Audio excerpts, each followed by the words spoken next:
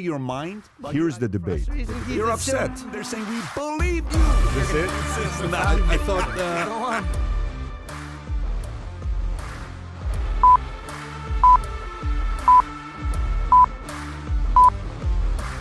They're working on it, but we discussed it. Okay, sounds good. Well, I think we are live. Yes, no, maybe we're live. Yes, Episode number 158. We haven't done a podcast for a minute. We were in Las Vegas and LA the last couple days. We had a chance to see the gas prices in LA. I posted about that today. It seems like a lot of stuff has happened that we want to talk about, specifically the shooting, the tragic event that took place in Uvalde, San Antonio, which I've been to. I went to an event over there, Drive Tanks. There's a very interesting place. We'll talk about that. Of course. And then Hillary Clinton, some comments by Ray Dalio about the markets, business. Guns, gun law, obviously a lot of people are chiming in on what's going on with the issue. That seems to be the topic of discussion. We got a couple things that I saw with Henry Kissinger in regards to Ukraine and Russia that kind of threw some people off.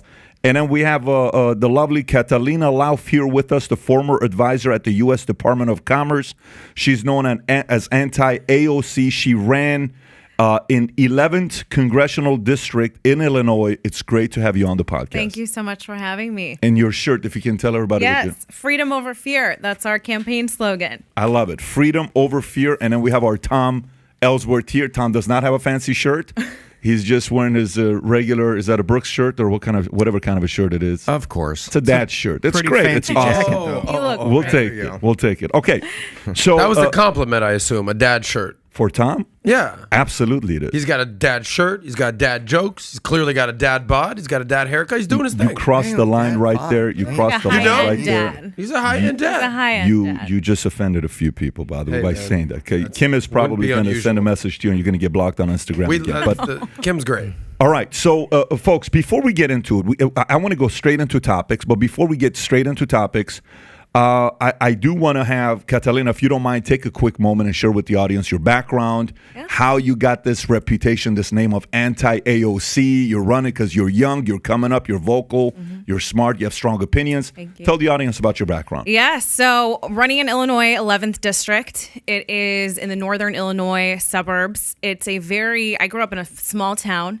And what we Illinoisans get so frustrated with is that we get drowned out by Cook County and the Chicago Democrats, where in reality, a lot of Illinois is actually pretty Republican.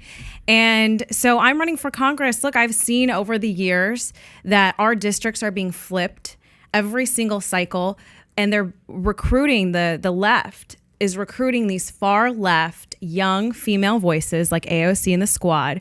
They're being heavily funded. A lot of them are just puppets, and they're flipping hard Republican seats. And that's what happened in my home district a few years ago. My mom came here legally from Guatemala, Central America. She grew up in poverty. My grandmother picked coffee beans. My dad's a small business owner. And, I was born and raised with this unapologetic love for the country, to support small business, to, support our flag, support our military, back the blue. These very American principles, free market economics that I now see completely under attack. The American dream that made my life possible, that made my family's life possible when they came here, is under attack. And we need strong voices. We need fighters. We need everyday Americans, everyday people to step up now and push back the far left, because they're winning the war right now, both culturally and economically. But by the way, did you always have these beliefs, or did you ever question them and you said, well, I don't know, these guys, all they care about is money. These guys, they're too much about this, they're too much about that. Or was it always a thing? Were you always a conservative? I was always a conservative. And is that because mom, dad, the upbringing, or? Both. I think part of it is the upbringing, working in the small business. My dad taught me business at a young age, but also I was able to go to these countries. I was able to go to Central America and see what oppression and poverty looks like and what happens when there aren't economic opportunities. That was drilled into my head from a young age. And to look at a country where we have all the possibilities, endless possibilities here in America, and to preserve that is so important. I also grew up with stories of World War II veterans and people who there's a real cost of freedom and history that our country stands for that is being lost in this generation. And so that upbringing, also just seeing what things have been changing over from a cultural perspective, have actually made me more conservative and more strong in my values and my ideology. So your parents both are conservative? Yes. Okay. Yeah. And who were you in high school? If we were in high school together, 10th grade, 11th grade, who were you? Oh my God. Were you the athlete? Were you the grades? Were you the 4.5 GPA? Were you oh my God, no. I basically got kicked out of school. I was the rebel. Yeah. Really? In high school? Yes. I was homeschooled actually because I was just so sick of the education system, and I was self-taught and went to college at 15. And what was it? Miami? You went to Miami International, Ohio, or something like Miami? So I graduated high school. I did a dual start program where I was able to test into the community college. Did my first 2-year gen eds there, and then was able to transfer at a really young age to Miami of Ohio, and then was able to only do 2.5 years there. Got my degree right away, and then left. Got it. Okay, cool. And then last but not least, so AOC, she. Whatever we say about AOC politically, which, we may or may not agree with socialism, how she capitalizes off all the opportunities, she's been able to get her message out there to hundreds of millions of people at this point. The entire country knows who she is. She's got God knows how many followers on Twitter, 10, 15 million followers on Twitter.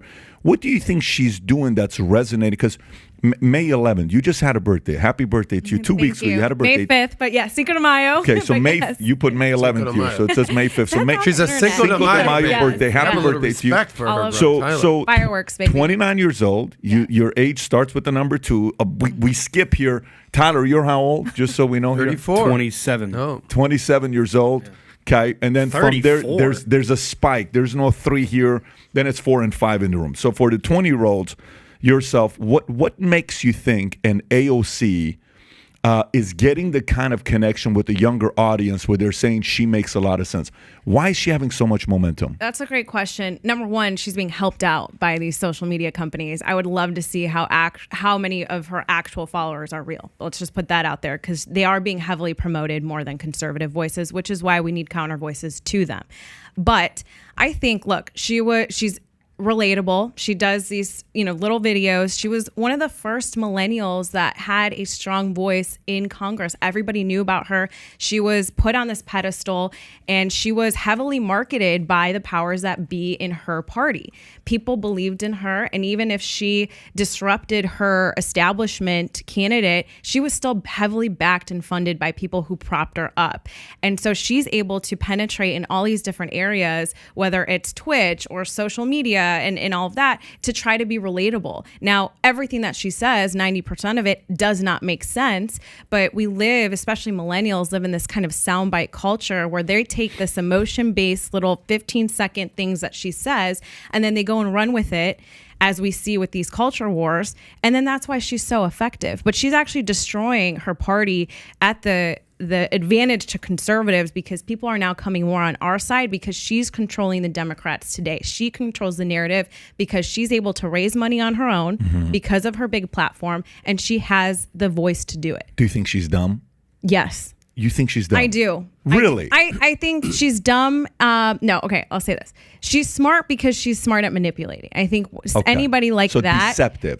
Is deceptive. Okay. In terms of raw intelligence, I would say some of her things that she says about the economy and things just don't make sense. So from that perspective, no. So economically, and her degree is in what? Isn't her degree in economics? Yeah, isn't it? Isn't it in economics? So yeah, some of the stuff she talks about, it just makes you wonder, like, who the teachers are today. I'd love to go to college. I'd love to go to one of these UC Berkeley economic classes just to sit there as a student. Just to sit there and be like, go a semester through it, like a project. You know what I'm saying? Like you record it. And you wonder what these professors are telling these kids that are going to college about economy. What are they saying about the rich man, about the capitalist, about the business owner? What kind of commentary? Because they're shaping the mindset of these kids. Did you watch Bill Maher's message he gave? I think you sent it. Did you send it to me? Yes, sir. You sent it to me. And the premise behind it was what? He was asking, he said, we're looking at statistics about the LGBTQ community. Tom, have you seen this or no? Recently, no. Have you seen that, Catalina? No. Essentially, okay, first the premise everybody's got to watch it. Go ahead. No, essentially the premise is America's getting gayer and gayer. So he shows statistic about 7 months ago. We had Gatsad on, right? Who I think he's coming back on the podcast. coming back, yeah. So we had him on, and in the middle of the podcast, I asked him a question. I said, "Do you think the media is increasing the media and TV shows? Do they have any influence over increasing the LGBTQ community in America?" He says, "I don't think it has any influence." So while we're talking, I'm Googling to see the increase in population of, gays and lesbians. And you see how 30 years ago it's 1% and it's increased to 5%. But then Bill Maher went full blown on this video. I wish we could play it, where he says it started off with this many percent, then it went to 5%, then it went to this. And then he says Gen Z, 50% of Gen Z, or some big number, right? 20%. 20% So of Gen basically, Z yeah. sees themselves as part of the LGBTQ community. And then he says, at this pace, folks, in the next 10, 20 years, we're all going to be gay, right? That's pretty much what Bill Maher was talking about. But here's the point. That right there, the statistic with what Bill Maher talked about, gets me to think about something. I was in the military. We had people who were gays and lesbians in the military, okay?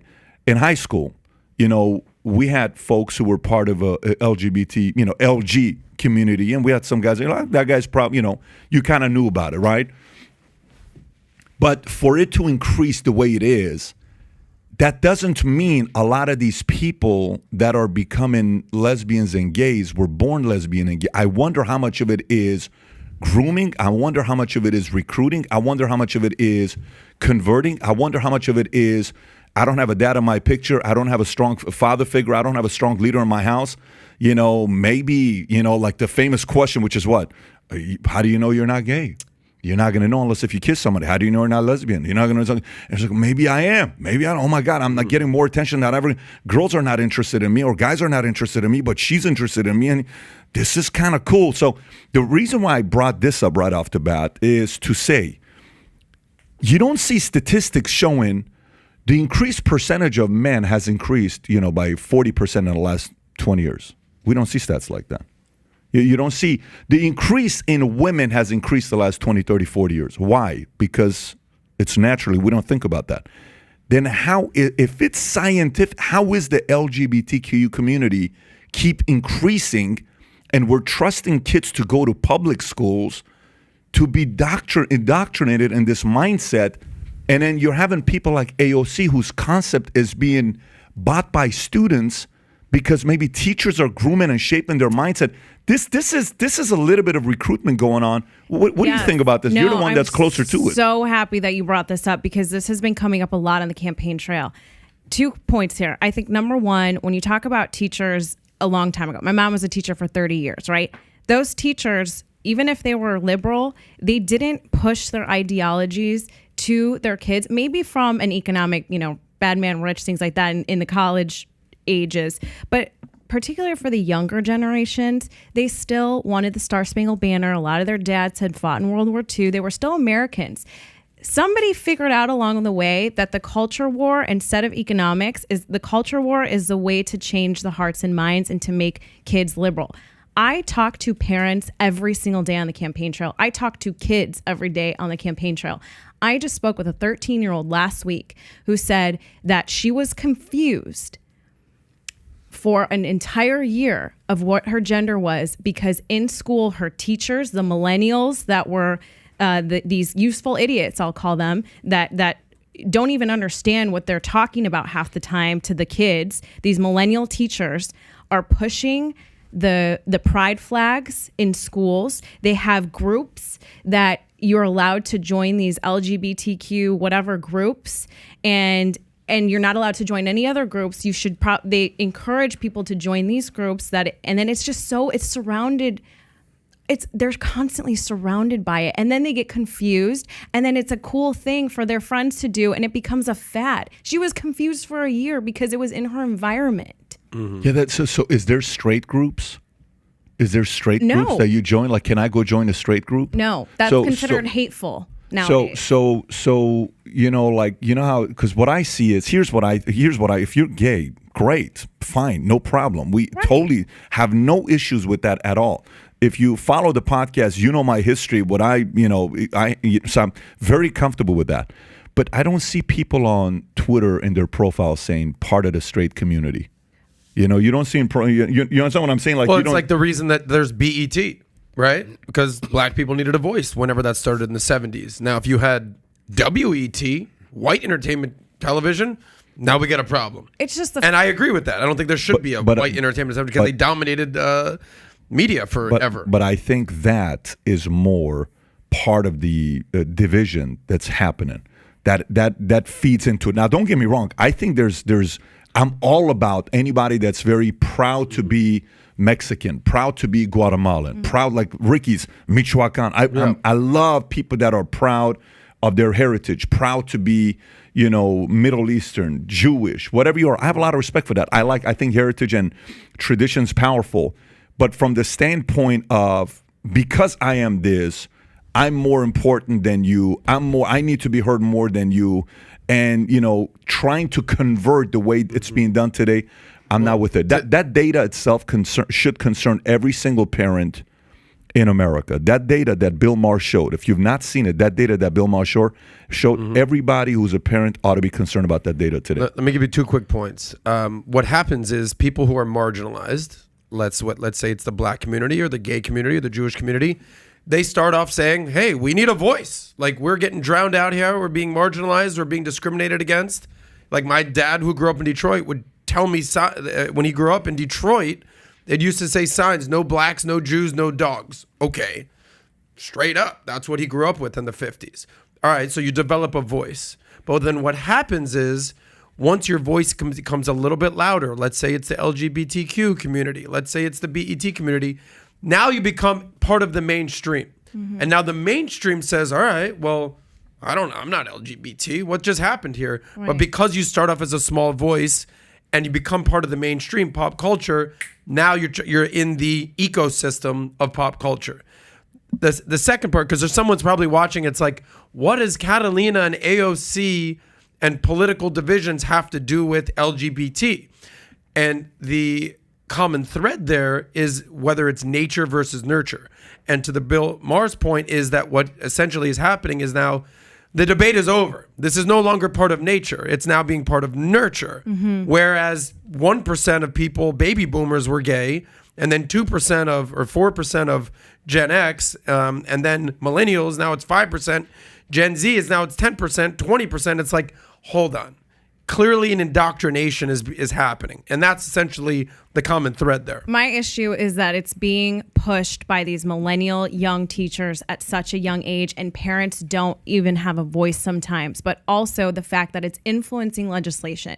If you have 0.01% of the population, or the statistic on transgenders, for example, and then now people are forced to have one bathroom or a transgender bathroom, it is influencing legislation on such a mass scale because it's being pushed by the far left so much that does impact the rest of the country. Why are these small voices dominating policy? You can't even get policies passed for veteran health care that quickly, but you can get transgender bathrooms pushed on a federal level in some cases. That's ridiculous to me. So how do we solve it? So what's the solution? So if you're saying what you're saying, what is the solution? Parents need to have a voice at the school level. They need to stop this at that level and say, teachers, your job is to teach my child math, social studies, gym, whatever, and to take your political culture war opinions out of the classroom. And then parents need to educate their kids on what's going on in a thoughtful way so that they're not it's part of the culture now. So parents run for school board. But okay.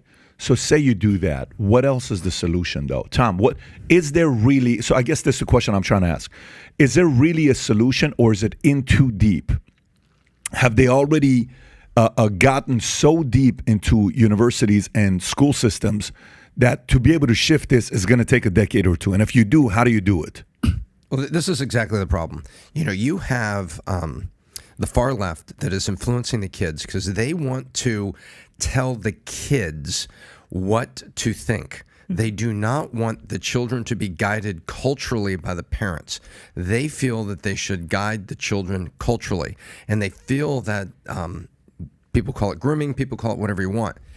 That's the issue, and she's right. But this is good. This is a decade-long fight because it took a while to get here, and people are waking up to it. What happens is, Mark Twain said, the fog comes in on little cat feet. You don't really hear it, but the fog comes in.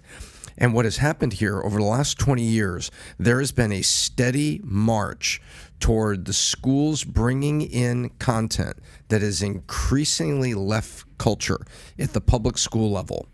That's where they're driving it. In Dallas, two of the biggest private schools that you would say they are probably a tick conservative. They're not religious schools, but both of them have what's called the safe room, where you can go in and have a discussion about being gay, experimenting, gender confusion, which they don't call it confusion, and they will not tell your parents. Will not tell your parents. So your child, like this young woman, this 13-year-old you were talking about, confused for a year, could be sitting there constantly having these conversations in a safe room, and they don't tell the parents. But what's wrong with that, especially if you're in high school? Like, let me just make my point, and then I'm going to flip back to you. Kindergarten, elementary school, even middle school, stay the F away from the freaking kids. You're 16 years old. You're able to drive. You have a car. You have a driver's license. You're confused about what you got going on. You're already making out with guys, girls. You're already maybe even having sex. I got no problem in high school. No problem. That's me. Totally Adam said the different in man a way. with no children. Okay. Come on. You have So no what is problem that? with- you have no problem with what in high school? With 16, 18-year-old kids having conversations with guidance counselors. I don't care. Go in your little safe room. I don't care about that. If you think, how old are your girls? 10 and 16. Okay, so let's move the 10-year-old aside to the category of don't F with her. But 16-year-old, 17-year-old, 18-year-old, if you think her and her friends aren't already having these discussions, you're naive. So I'm just letting you know in high school, that's what's already happening. What do you think about that, Tom? I have a fantastic relationship with my 16-year-old daughter, and we process things all the time. Because that's exactly what she wants, to talk to her dad about She sex. actually, Hey, by the way, on my this dad and I scenario, were best friends. I will tell you, Okay. in this case, it is true. I believe me. I know BizDoc I've thought, seen but this. I'm not even talking about BizDoc here. I'm But talking your about point is what? 16 Your to point- 18-year-olds in general. These are conversations that they're already having. And Tom, you're With saying what? each You're other, saying not to with a teacher. You're saying to not have the conversation for teachers to not have the conversation with students. No, absolutely not. I don't want a teacher bringing their views on my child, period. Now, if they go in there and say, hey, I'm really bothered about something. These kids are cheating. I don't want to be part of it. They're in my friend group, and I don't want to get pulled into that. Those conversations happen all the time at school. All the time. I don't want to get in the middle of this, but I don't want to be a rat. I don't want to be a snitch. Things like this happen all the time. But the deeper things, I mean, you know what happened. I told you, and I don't want to go into details. No, I get it. Because I don't want that girl to accidentally be exposed. And Bailey came and talked to me about a really bad decision that a friend made. Really bad decision. Her parents are very concerned about it. There's a lot of things that go along with it. But we processed it. Like, what was she thinking? Where was she at? Now, here's the thing, Tom. To be fair, you can afford to put your kids through a good private school. Go to public, okay? Go to 95% of America, whatever the percentage is, that's got their kids in public school because of a zip code.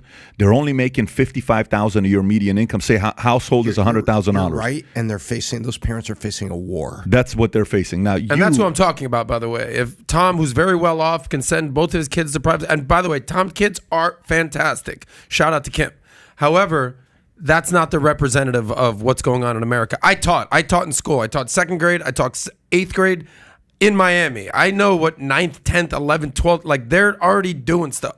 So if you want to live in a fantasy world that like, of course my young daughter is going to come and talk to me about and process issues, that's great in fantasy land and private school. That's not the reality for most of America. But I still think even in a public school, a guidance counselor, if you're under the age of 18 and you're having these serious conversations with somebody and opening up, the parents should be involved. And that is, I think, what we're talking about here is that there's a fine line with what the role is of the teacher to an underaged person. If you want to make the decisions after you're 18, to love whoever you want to love, that's fine. I don't think from my understanding, we're not talking about that. We're talking about the younger kids who are in school, and this is being pushed on by the culture and by their teachers. Totally agreed.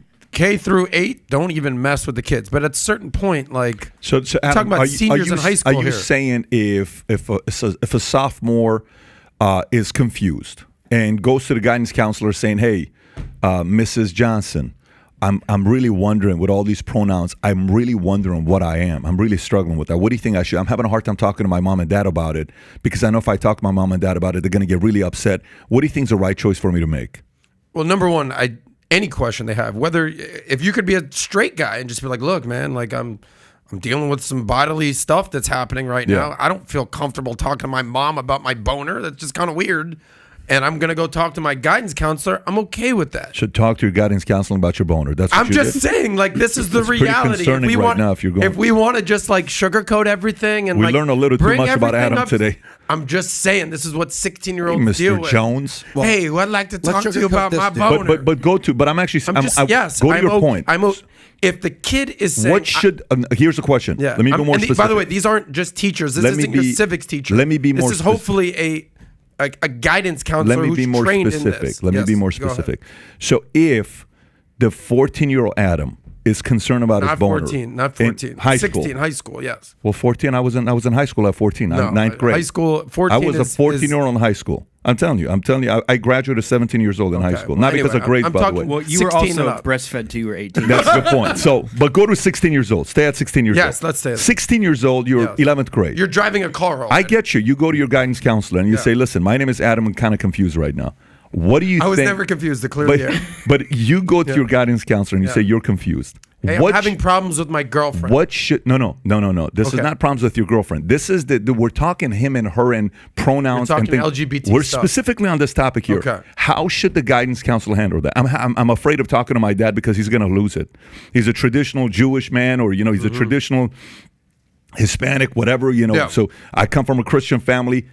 What should the guidance counselor do in that I'm situation? not going to pretend that I know the answer of what the guidance counselor should say or not say. Here's what I will say, Yeah. though. I'm okay with them having a conversation.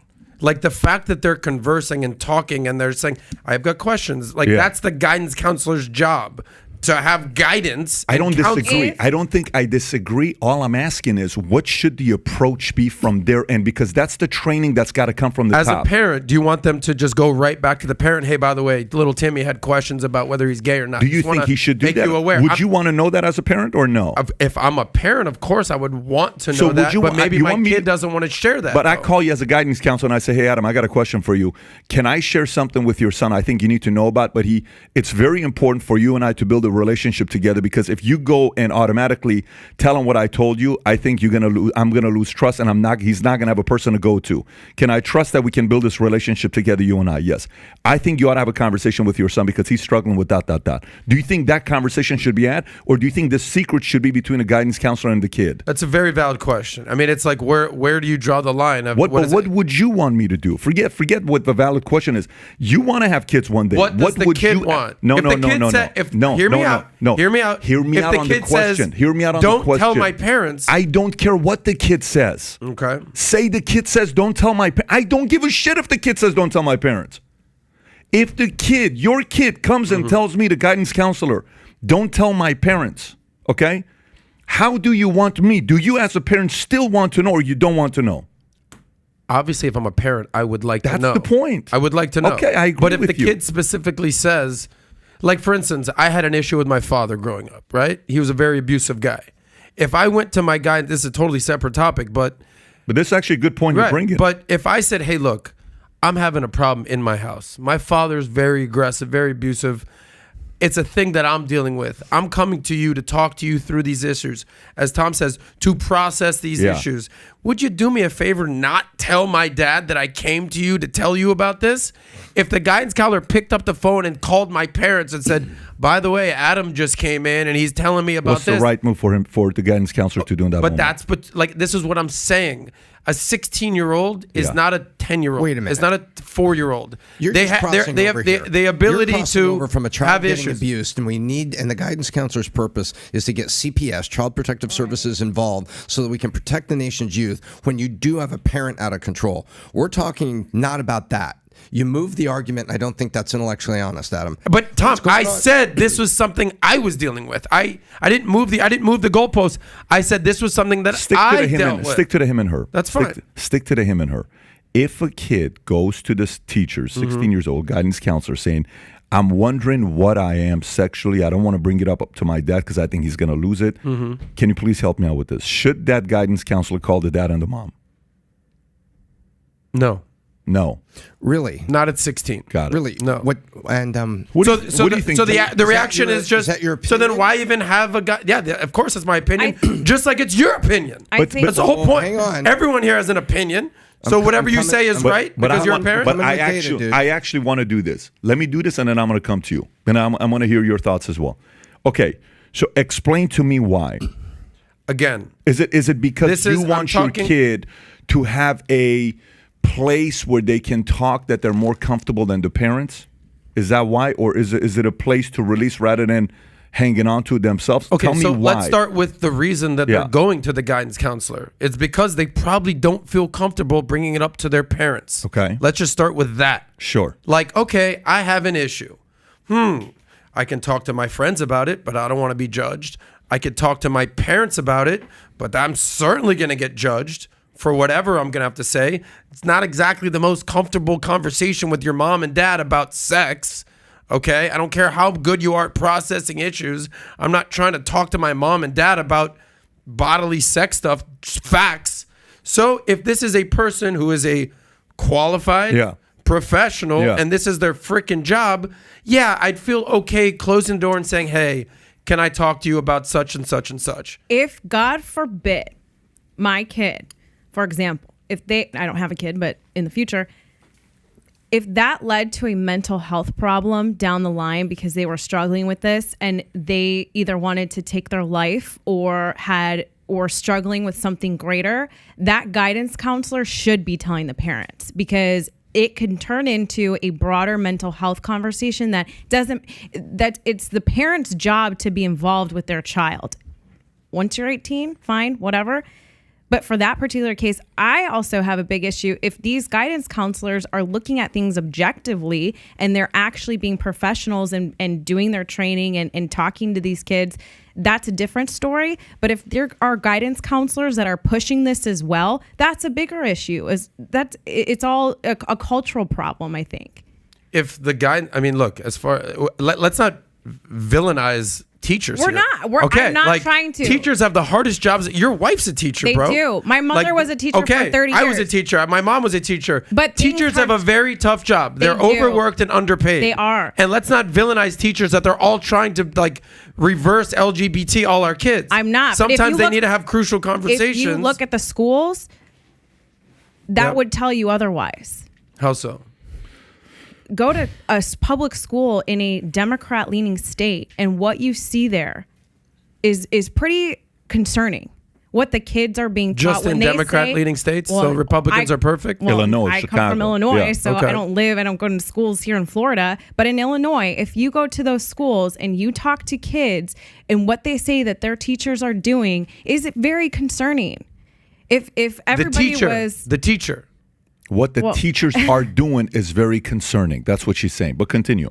If guidance counselor, all I said was if the guidance counselor is able to look at these things objectively, that's a different story. If teachers are able to look at these problems objectively instead of pushing their own political ideologies, that is different. But what the culture is showing us is that they are pushing their ideology, and that is a problem. I love teachers. The teachers that want to teach are great, and they should be elevated. But the others, particularly the millennials, are not doing that half the time. That's Tom, the problem. Do you have any other angle from what we talked about here with Adam? You're the only one in the room here that's got a 16-year-old daughter.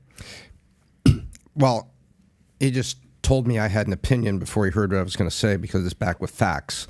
So it's not my opinion. I'm just going back on facts. There's a simple fact. It is a fact. In these Democrat-leaning and hard blue districts, the guidance counselors and the teachers are actually denigrating the position of the parent. You should come talk to us. We see people like you every day. I see 50 students. Your parent sees one, you. We know what's going on. We know what's going on. You should come talk to us.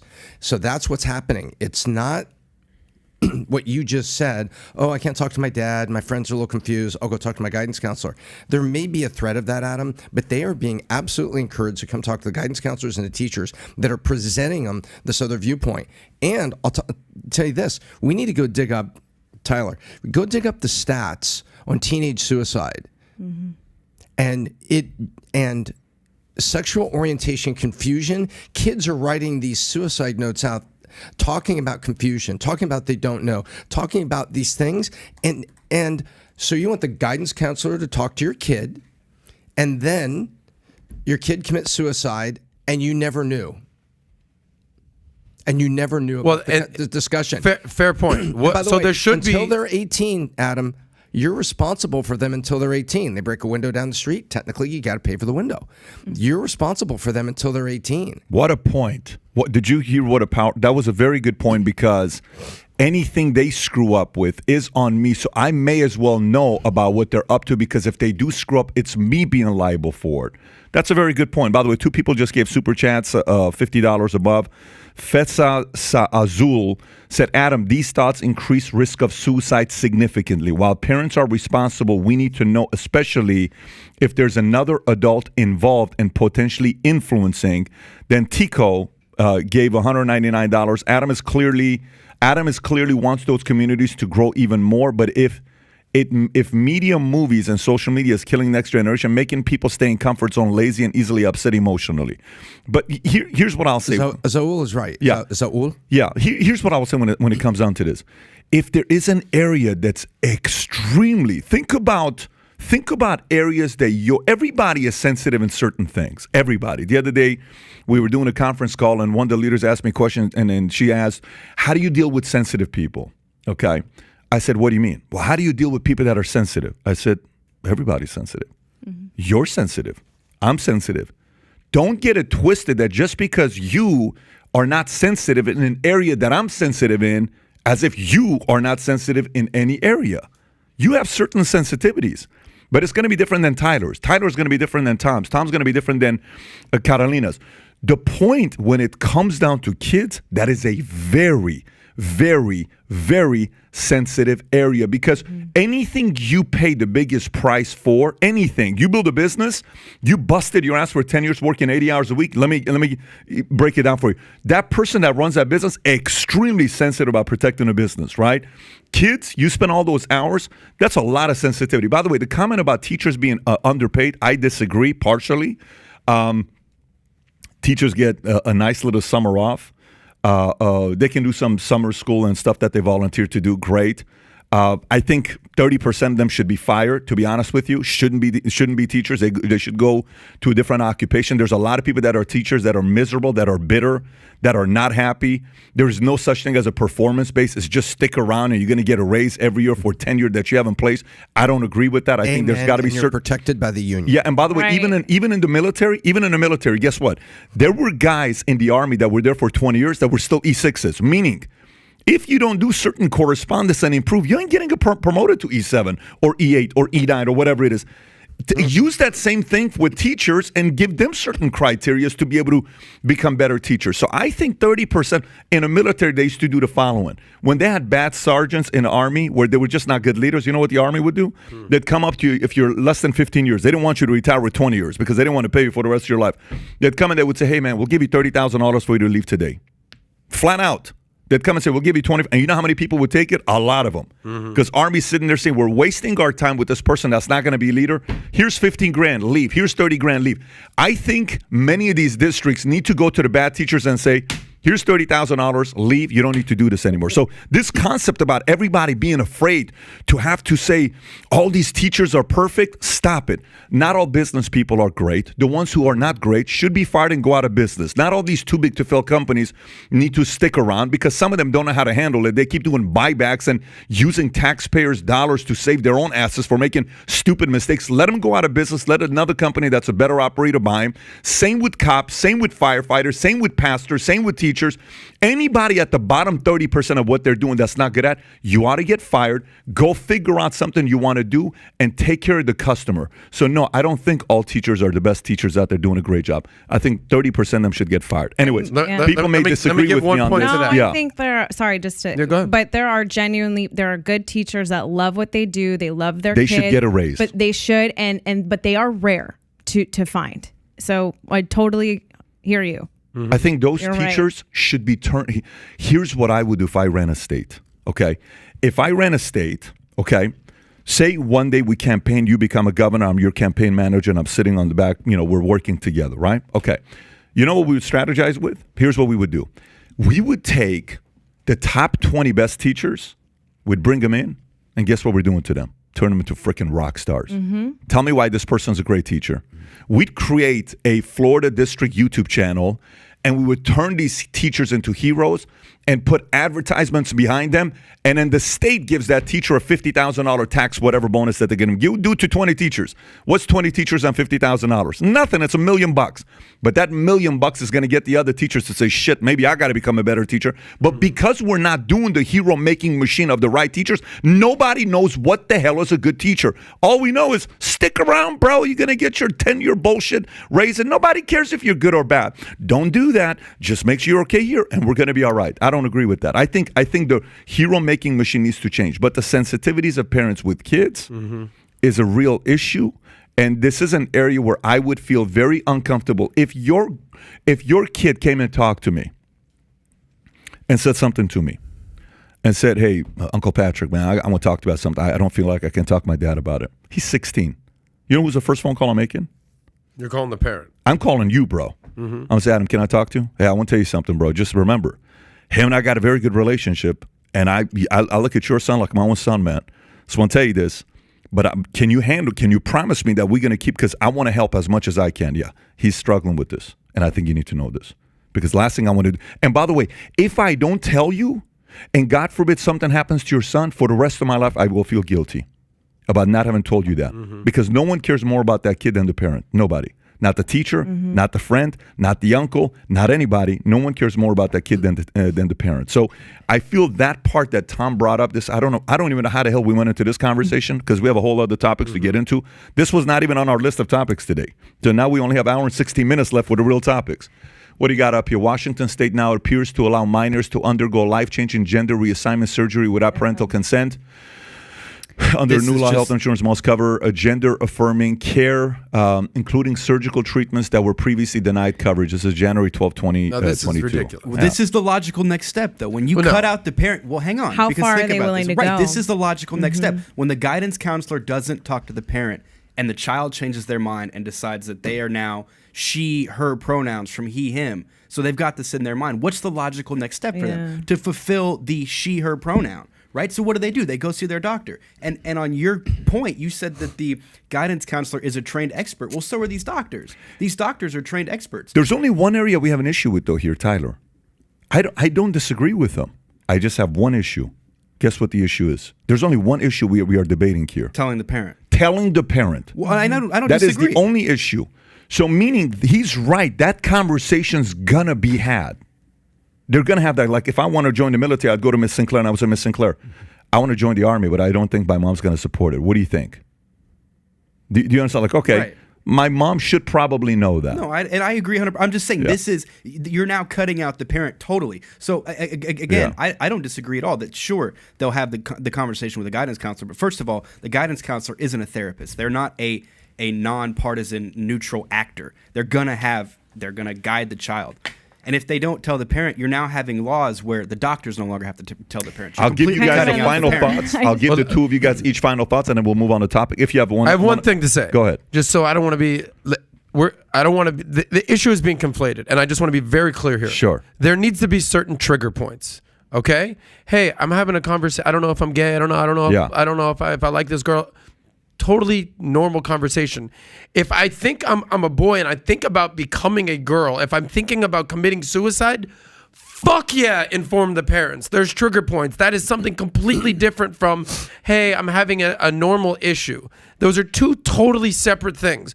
What percentage of kids are considering changing their sex or committing suicide? The 1%? Well, that percentage. Those need to be wait a informed. minute, but that the parent. percentage is increasing. Then yes, in those cases, Okay. inform the parents. If it's a casual conversation in that regard and they don't want to inform the parents, I'm okay with that. I want to be super clear on that. Quick point. You made a really great point about results driven in teachers. My mom is a guidance counselor, kindergarten teacher and all, whatever, became a guidance counselor. She would have 30 kids lined up at her door just waiting to see her because they loved her so much. Yet the other teachers and the other guidance counselors barely had the same kids. They were working all the same hours. My mom would work late because she wanted to talk with each student individually. But yet, because of the school system and because it's not run like a business, they were still paid the same. She deserves a raise. Their performance didn't matter.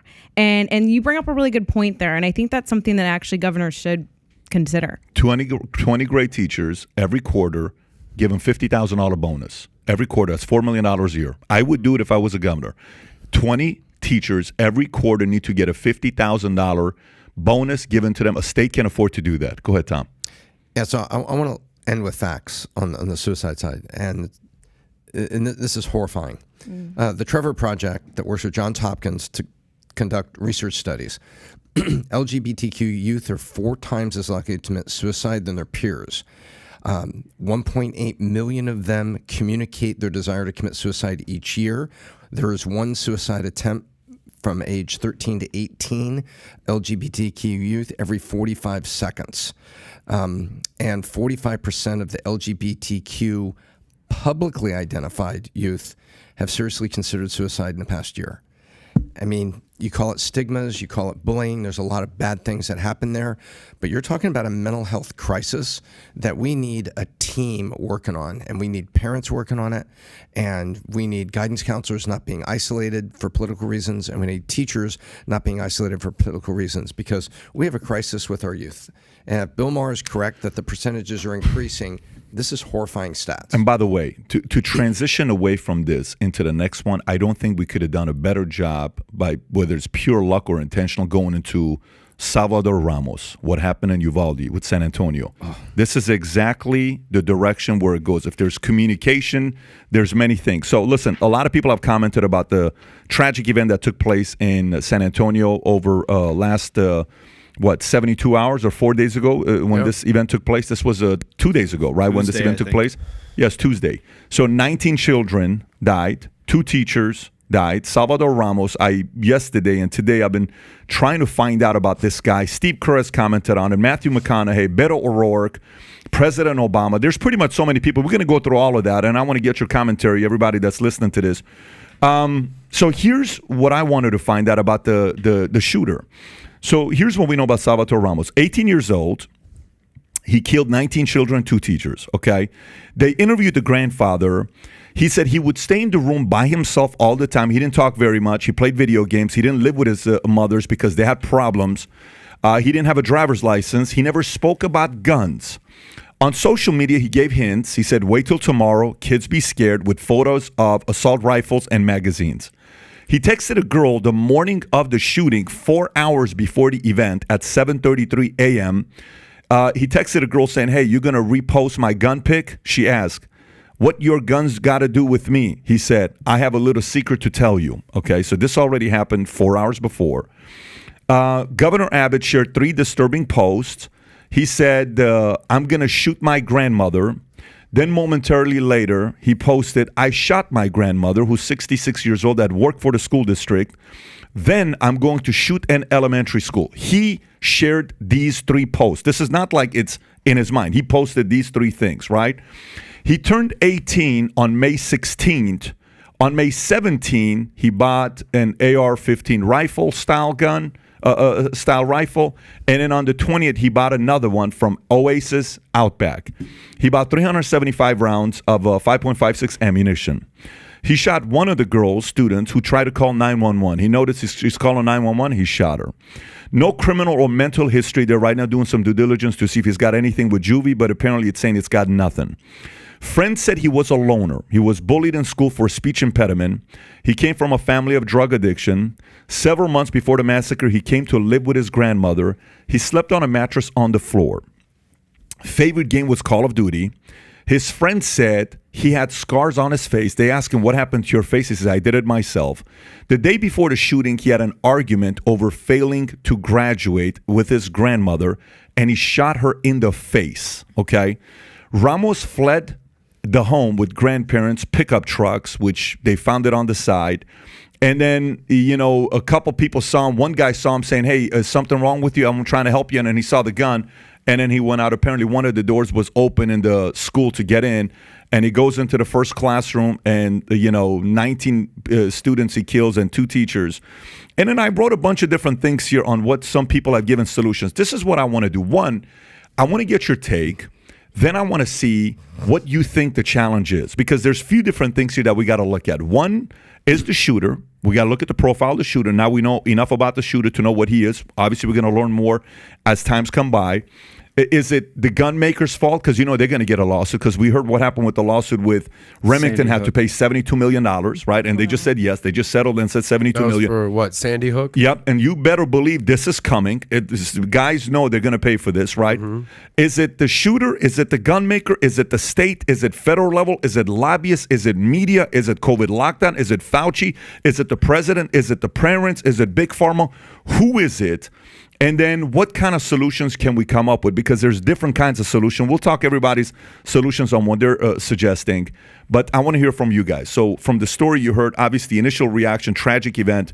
But what are your thoughts? Carolina, I'll go to you first. Number one, evil will commit evil. And they will get their hands on whatever they want to commit evil with, period. This was a deranged person.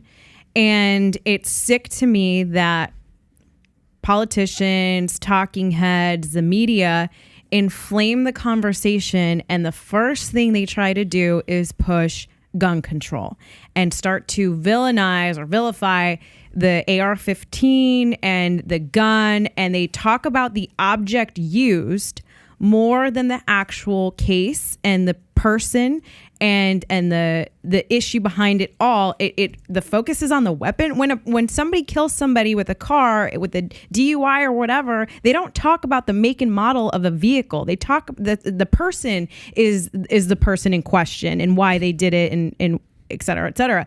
Great point. It is so sick to me that they immediately try to gun control. We need to ban AR-15s, and then everybody from a cultural perspective, blue check marks, celebrities, politicians, inflame the narrative. Millennials, unfortunately, don't even understand what an AR-15 is half the time, don't even understand guns, and then they just start creating this massive narrative that is false. Tom? It's a very good point there, by the way, in regards tragic. to if the car were to, we don't go and say what's the make and model. We talk about the driver, another Ford not the other way around. F-150 Yeah, exactly. somebody. I want to make one quick point. It is awful what happened, and every gun owner believes we have hearts, and it's devastating. But it's not the gun; it is the person. Amen. It is the person. And it's kind of to our previous discussion how it rolls into this. I find it really interesting that nobody wants to talk about red flag laws. Nobody wants to talk about the things that would enable citizens to notify and give tip lines when something's going on. Isn't it interesting that the same week this happens, our Treasury Department uncovers a very subtle but deep attempt by a gentleman in Ohio to assassinate ex-President Bush. Now, how did that happen, Pat? Because they have early warning systems. They have feelers. They're listening. They have stuff out there. And they say, we better go talk to this guy. We better go figure out what this guy's doing. And they thwart the assassination. If the same type of systems and attempts were out there in the form of red flag laws and other things, we would be finding people that really need help. And how many things would we stop in terms of individual suicides? Very interesting that a state senator in New York said, listen, the number one problem we have with guns in the state of New York is suicides. And it's not a high-capacity magazine. It's one. I said, the issue is we're not getting to people that desperately need help. And so I lean toward, you have to harden the target, and it looks like the door was unlocked back by the teacher's parking lot. You got to harden your targets. Anything about security, whether you're talking internet security or building security, you got to harden the target. And then the other side of it, we need the ability to, through red flag, and by the way, Florida has one. Florida has red flag laws. You can call, and the equivalent of Child Protection Services will go out, speak to somebody, and how many lives do they save, including that person? Because the first life is usually the suicide. Adam. I mean, there's so many reasons this keeps happening. And first and foremost, we have to protect the kids, okay? Because it's very clear these freaking losers in Congress, no offense, you're not there yet, can't figure it out. They just can't. The public sentiment is, and I think where I don't know if it's the left or the anti-NRA, they started saying gun control. It should be more gun safety or gun education. Mm-hmm. But I think it was David Harris that you quoted yesterday. Mm-hmm. You probably have that. Oh, put it up so we can show it. I totally agree with that. We defend our president with guns. We defend our congressmen and women with guns. We defend our governors with guns, celebrities with guns, sporting events, jewelry stores, banks, office buildings, factories, courts, all with guns. But we defend our children with a sign that reads, "This is a gun-free zone." Mm-hmm. I don't understand that. I am sick and tired of seeing this. And I feel like when Parkland happened here in our backyard, disgusted. I have friends, I have family members that live in Coral Springs, Parkland. When Sandy Hook happened under Obama, the Obama presidency, in 2010-ish, like that's heartbreaking. And you have these, I remember a time where you would go to school and you would play duck, duck, goose, and that's all you had to worry about. And now they're literally sitting ducks. So for some psychopath to come in and just shoot up the place because he knows he's not going to get met with a gun. How deranged and how just for an 18-year-old kid to say, I'm just going to go shoot some 10-year-olds. Like, he knows that he's not going to face a challenge. This kid's scared. This kid's got issues. This kid's got mental illness. That's a whole nother thing we need to talk about here. There's so many different factors and different ways that we can assess this, but we need to start with the problem that these kids are sitting ducks in school. And I want to know why, though. I want to know why this keeps happening and what the solution is, because everyone's pitching a different solution. I want to know what the solution is. You raise your hand. You wanted to say something. I think number one, absolutely. Most members, especially the ones who are constantly met with death threats and whatever, have armed security, right? I mean, that post is very valid. Why aren't we protecting our kids with the same level? Why aren't we spending the money, the taxpayer money are being spent on ridiculous items, but not on protecting our most vulnerable? On the point on members of Congress, everything has become so politicized right now, and it's incredible. It's a way to divide. Because when you have politicians that are so quick to pass legislation and to get together, especially when they have a majority, when the left has a majority in Congress, they're ready to push legislation immediately based on what agenda they want. So if they don't like guns because A, they don't understand them, B, they just don't like them, they don't respect our Second Amendment and why it was written as written, they will pass what they want, and they are able to put their own influence, their agenda, and use a tragedy to politicize it. That is sick to me. Your member of Congress should listen. If you want to come up with solutions, members of Congress are not these brilliant philosophers. That's very true, Catalina. You need to listen and find solutions, talk to people, figure out why these problem solve instead of putting your own political agenda and then passing legislation based on your own politics. Well, Rahm Emanuel once said, you never want a serious crisis to go to waste. And what I mean by that is an opportunity to do things that you think you could not do before. So they're definitely capitalizing off what's going on. Here's you know what's going to happen. What's Can I that? just say this? Yeah. Just how we brought up the LGBT and everything that happened with CRT. So the group of people that is moving the country these days are the soccer moms and the COVID moms. Mm-hmm. We saw what happened in Virginia with who's the governor of Virginia, Gene Youngkin, how he defeated Terry McAuliffe in Virginia, and it was all on the premise of CRT. Okay, and the Republicans on the right, they're winning the culture wars because keep your hands off my kids. You want a sure way to lose?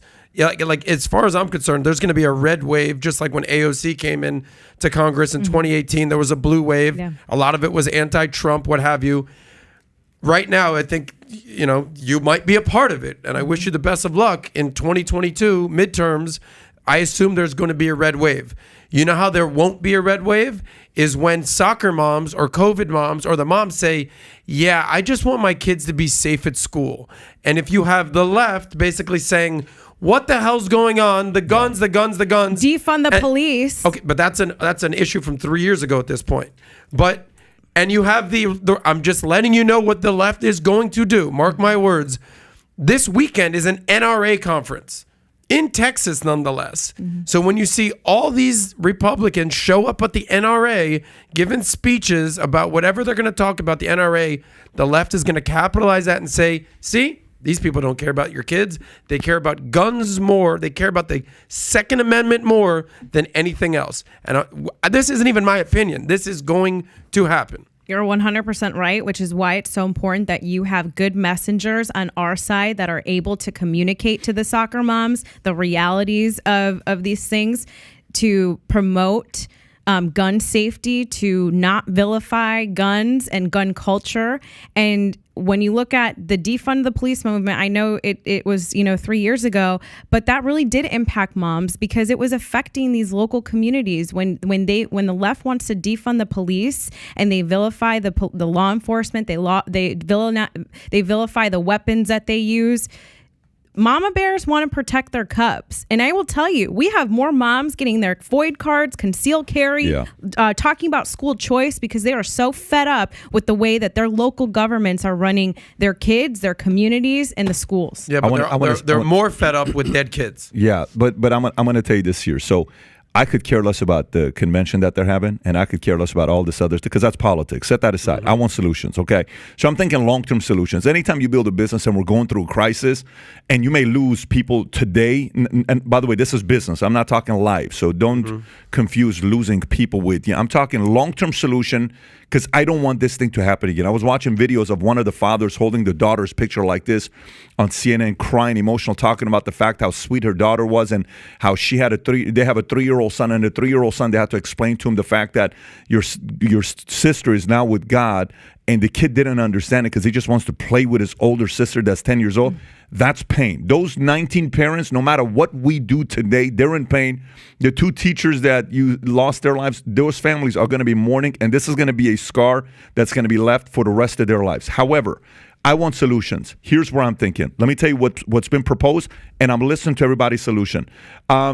Sean Whalen, I just gave you the tweet. This guy has great commentary that he posts. We talk about his parenting style, what he did with his son, that he didn't want to do wrestling. If you remember that guy's story, he posted this on Instagram yesterday. He says there's 131,000 K-12 schools in America. Place an armed guard retired vet at every school, pay him $75K a year. That's $9.8 billion to protect every school in America, right? Okay, you look at this, yet we spend $40 billion that we sent to Ukraine. Let that sink in. So that hurts the left that's sitting there saying, oh, we want to save, we want to do this, we want to do that, yet you're not using who you already have. There are 19 million well-trained, very valuable retired veterans currently in America, men and women trusted by the government to protect this nation. I trust them to protect our schools, okay? The real question is, where do you stand and what will you do about it? Okay, so that's one point. Steve Kerr on the other side, who is on the complete opposite side of Sean Whalen, said the following. He lost it in an interview, and he made an emotional plea. You can tell he was emotional because he personally experienced this, I believe, with his father. So, you know this is something very close to him. He says, now we have children murdered at school. When are we going to do something? I'm so tired of getting up here and offering condolences to devastated families that are out there.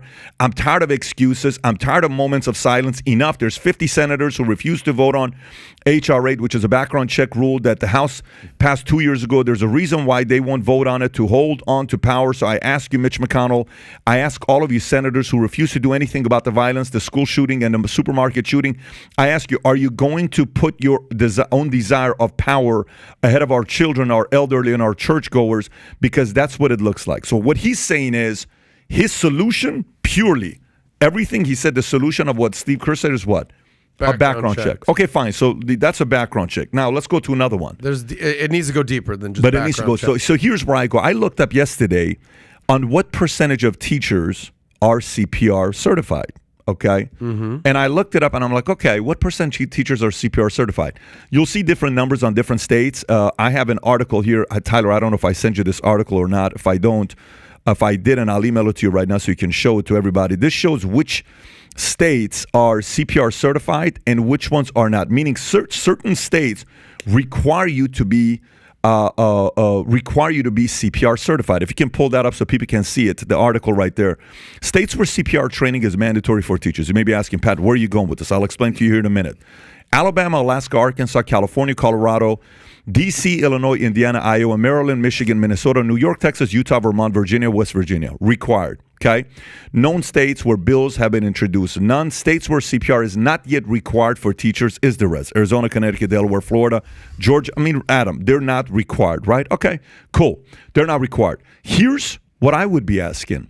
And by the way, Steve Kerr was against teachers having guns in schools. Okay, the guy whose name was Angel Vargas, I want to say, that saw the shooter in the backyard, Albert Vargas, saw the guy in the back of the school, and he went up to try to help him. Then he saw the gun that came out. He's like, oh, shit. Then he went to the car because he had a pistol. He said, if I had a pistol with me right now, I could have shot him and saved these 19 kids. That's what he said, Albert Vargas. So, by the way, but there's a lesson there as well, because here's the lesson. The lesson then becomes, if we have kids, if we have teachers that are CPR certified, 28% of them, whatever it is, I think that needs to be 100% of teachers need to be CPR certified, because you just need to know how to handle that moment. We saw a video the other day, one kid that was running around, couldn't breathe. Somebody came and helped him out, saved his life. It can happen at any time. Why not take some of the teachers in school who volunteer to be certified? Why don't we protect the teachers that have background, send them to some kind of training? I don't know, make it 10% of teachers. Make it 5% of teachers. Make it something that is a group of teachers that choose to be certified to have guns in schools. And what Sean talked about, I agree with that as well. So to sit around saying, oh, we don't need to have any of this stuff is a bunch of, nonsense. So another one, Beto jumps up, and I don't know if you guys saw when Beto jumped up and tried to be opportunistic. Let me tell you what you did. It's your fault. It's this, it's that. And that opportunity moment, that's when you know you don't let an opportunity go to waste. You know this guy's going to be running for governor. And what's his solutions? His solution a couple of years ago when he changed his solution was, would you consider confiscating weapons and confiscating people's guns? And well, I would definitely consider it as an option. Well, folks, I'm just telling you, that's just not going to happen in America. It's going to be very problematic if they try to take guns away from people that own guns. The whole reason why people have guns is because of this. FYI, Sammy the Bull said something when I interviewed him about guns. He says, let me put it to you this way. Bad guys, people like me, we're going to get our hands on guns. You want to take guns away from good guys, you have problems.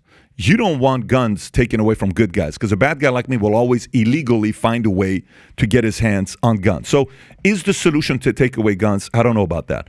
But I will tell you, for me, went a little bit deeper than that. Is Joel, who was the dean of our school, sent this text to me yesterday, and I asked him, I said, who wrote this? He says, I wrote this. I said, okay, I'm gonna read it. I'm not gonna give his full name, but you guys can read what he had to say. People want to go after and attack gun rights after this awful event that took place. I get it. Please tell me, though, how will this change anything? Drugs are illegal, and we have them in high volume in our country right now. Chicago is one of the most gun-restricted states in America, yet 797 homicides and 3,561 shootings in 2021 and 204 deaths already in 2022. In the case of Texas school, the Texas church, and the Buffalo grocery store, even the strictest gun laws was broken. Why would you think that more laws wouldn't be broken? Evil would exist, you talked about that earlier, more and more the further we get away from God.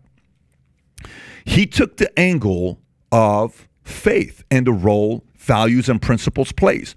Then I saw what PragerU posted, which was very interesting. They said, since America removed God and religion from public life, marriage rates, birth rates, charitable giving has declined, crime, behavior problems in school, fatherlessness has increased. Look, I don't know what the solution for this is.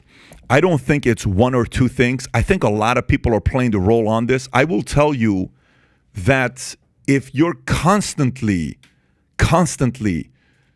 dividing America with media and you're talking about who hates who and you're agitating these young kids, at any point, they don't fully have all the information. They may go out there and do something. You talked about the fact that, hey, maybe they need to make guns, not 18 and over. An 18-year-old person shouldn't be able to buy a gun, right? Maybe if alcohol is 21, is the solution to make guns 21 instead of 18? But then you can go die for your country in Yeah, Afghanistan at 18. For So me, it's kind of weird. For me, what I think is the solution with me, this is me talking. I think the more trained people, the safer we feel. I don't want a person having a gun that's not trained. I want more people, I want more trained people to have guns. I want people who are taking any kind of medication that has to do with mental health, illness, anybody that's taking any kind of medication like that, I don't think those folks ought to have access to guns until they're good. These are my opinions. These are my solutions. People are pitching a lot of different ways to solve this. My only interest is, what can we do to address this moving forward, not just let's put a Band-Aid like you're saying right now, let's emotionally make a decision, create laws, and right now let's do this. No, let's figure out the right long-term solution and realize the following. As terrible as this may sound, no matter what policies we put in place, the bad guys are not going away. No matter what policies you put in place, fatherlessness, a kid raised without a father, my kids they got very, very, very strong personalities, my boys. I'll come home, you know how they are. I'll come home and Melva will say, Daddy, she'll call me, or Jen, or my dad even will call me. They're not listening. So when I come home, it takes a second for them to listen. I imagine if there wasn't that, okay? So when they're sitting there, there's a guy on CNN yesterday that said, if you care so much about the current living children as much as you did about the unborn, we could have saved these 19 lives. And then so conservatives say, well, what about the 1 million? How come you don't care about the 1 million lives that was lost last year according to based on abortion? Why do you only care about this? Is this really only politics? So there's so much of political positions both sides are taking, and they're so blinded that they're not sitting there saying, what is truly the long-term solution? Instead of repeating what I heard on Tucker, instead of repeating what I heard from Cooper, instead of repeating what I saw on MSNBC, instead of me repeating that, no, actually pause. Guys, all that stuff you said to take shots at me or the other person, no one cares. What do we want to do about this? What's the long-term solution? And what works? Let's figure something out.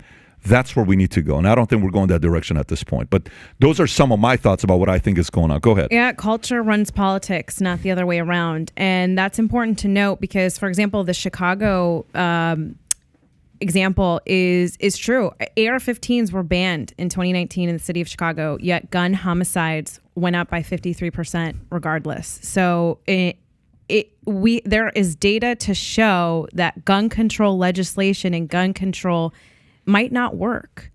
And why are law-abiding citizens, that impacts law-abiding citizens. Again, the bad guys will get their hands on it regardless. What happens if a kid wanted to drive a semi or a truck or whatever into a building?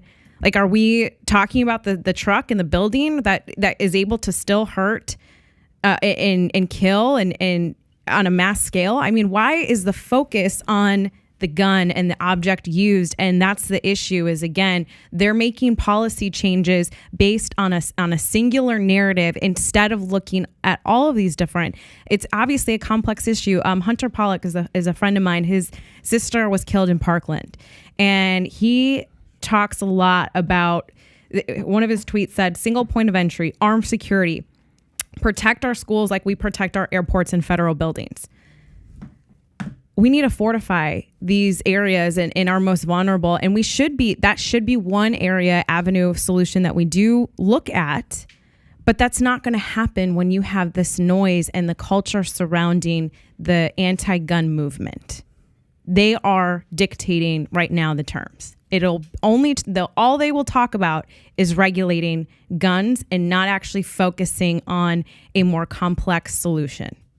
And I think it comes down to the states and at the local community level as well, to have thoughtful leaders that come together and want to make change at their schools on a local and state level, because your members of Congress and from a federal level, a lot of them won't listen right now when it's very divided. Tom. I agree with you. So you look at it right now, and no one is looking at the finger that was on the trigger. Go back to Columbine. Tell me about the age of those guys. Oh, 2 boys, 17, 18. And go to this one. No one's looking at the finger on the trigger and saying, what do we have to do to get out in front of this to stop the people that are perpetrating this? Because the phrase is right. If guns are outlawed, only outlaws have guns. That's very true. It was true during Prohibition, where Al Capone and the Chicago gangs had bigger and better guns than the little pistol that the average cop had in Chicago. And so when you focus on guns, you try to control the guns, you're not going to get to the heart of the matter. Both Australia and Japan, and you can find the stories today, did multi-point implementations. It's just like business.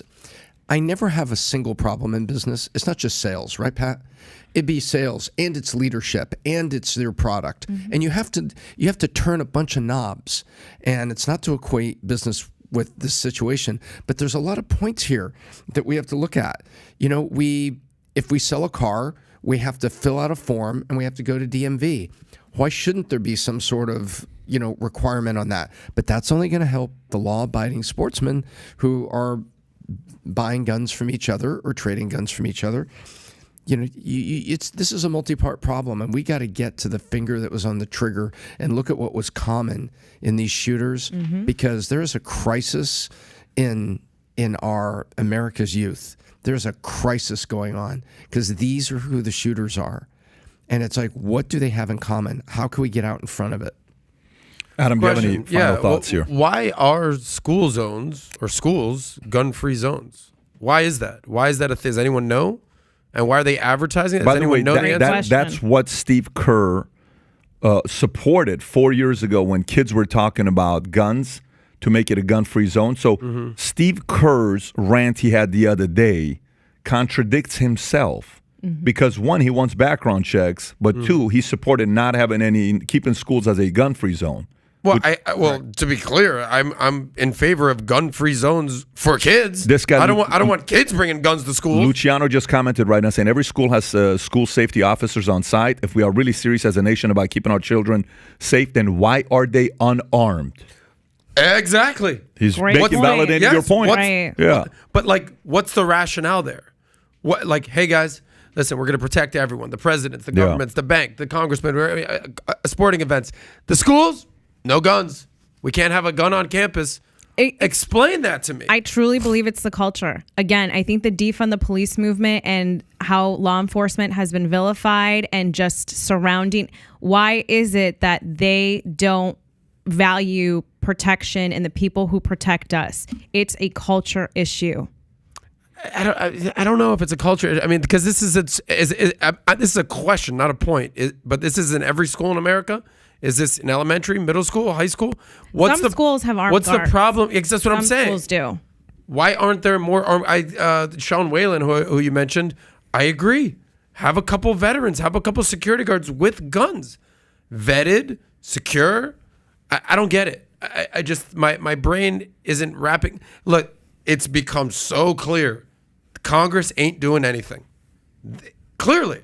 I mean, since Sandy Hook, since Columbine, has anything changed? And they talk about bump stocks, whatever the hell that issue was. Okay, Congress isn't moving the needle because basically what's happening on the right is they're saying, keep your hands off my guns. I'm not ever going to let you have my gun. It's not happening. And by the way, if we've learned anything over COVID, the left will overreach. And they're clearly have the right to feel like, nah, I don't trust you. You're gonna come. And then on the left, they're basically saying all they care about is their guns. They care about guns more than kids living. And this is the culture war right here. Right. But the one thing that the left and the right, kind of like with the abortion, let's protect the life of the mother. The one thing the left and the right do agree on is let's protect these kids. So let's start with the schools and figure out a solution within the schools and within the school systems, within the school districts, because Congress on a government federal level can't get their shit figured out. So let me read this, and I want to give you a complete opposite comment that was just made to get your feedback on this. According to Crime Prevention Research Center, gun-free zones, areas where guns are prohibited, have been the target of more than 98% of all mass shootings. This staggering number is why such designated areas are often referred to as soft targets, meaning unprotected and vulnerable. According to Crime Prevention Center Research Center, only a little more than 1% of mass public shootings since 1950 have occurred in places that were not considered to be gun-free zones.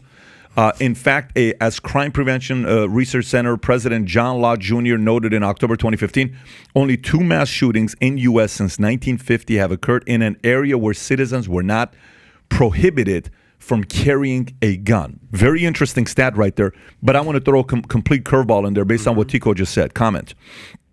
He just gave $20 and said, U.S. is the only country where it happens so often because no other country has that many guns owned by the public.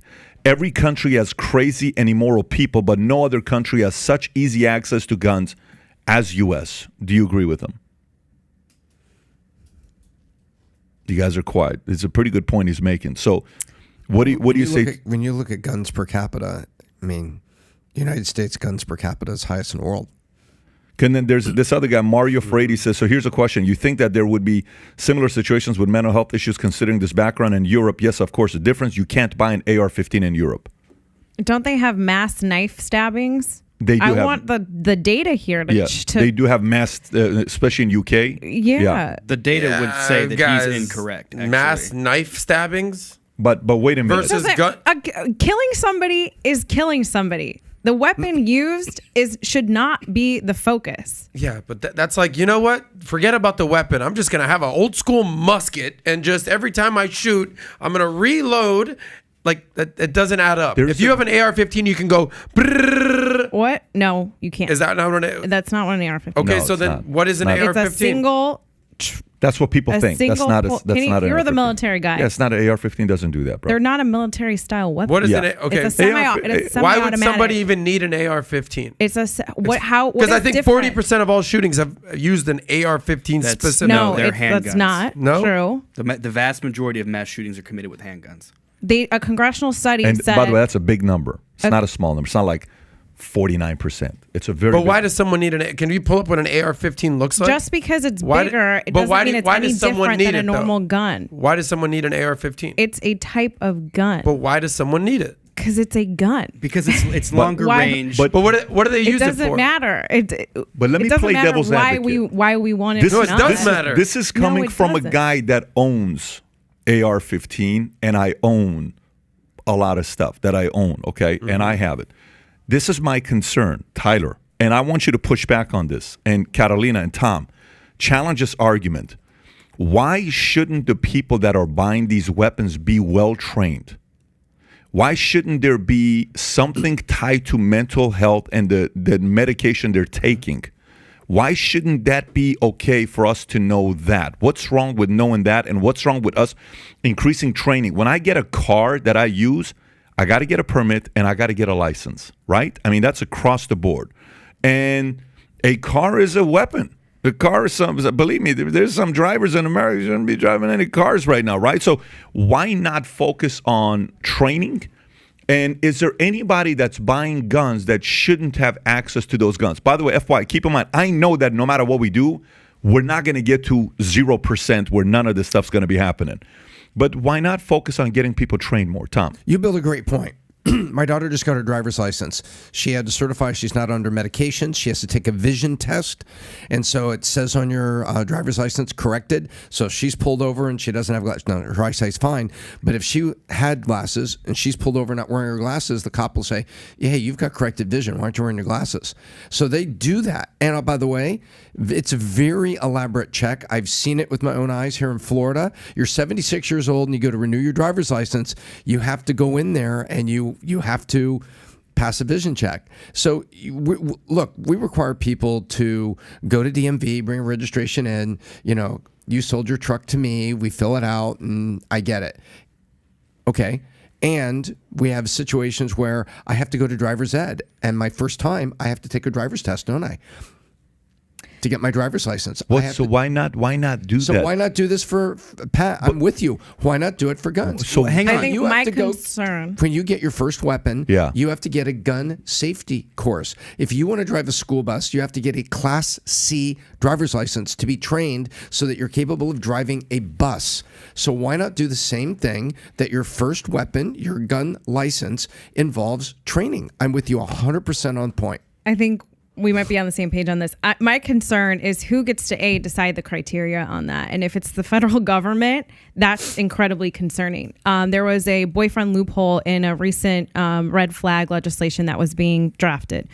And what's to say, just hypothetical scenario, playing devil's advocate, what if you are really pissed off at your boyfriend and because he cheated on you, whatever it might be, and he owns a firearm, he owns an AR-15, and you go and tell the cops that he's a deranged person and he did all this stuff, and then they go and take the weapon away. There's a very fine line when it comes to what government's authority is on being able to decide who owns a firearm. Based on our Second Amendment, Americans all can.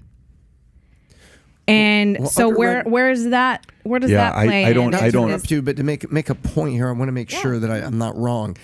In the red flag laws, they don't seize and take the weapon away from you forever, right? It's like having your car impounded.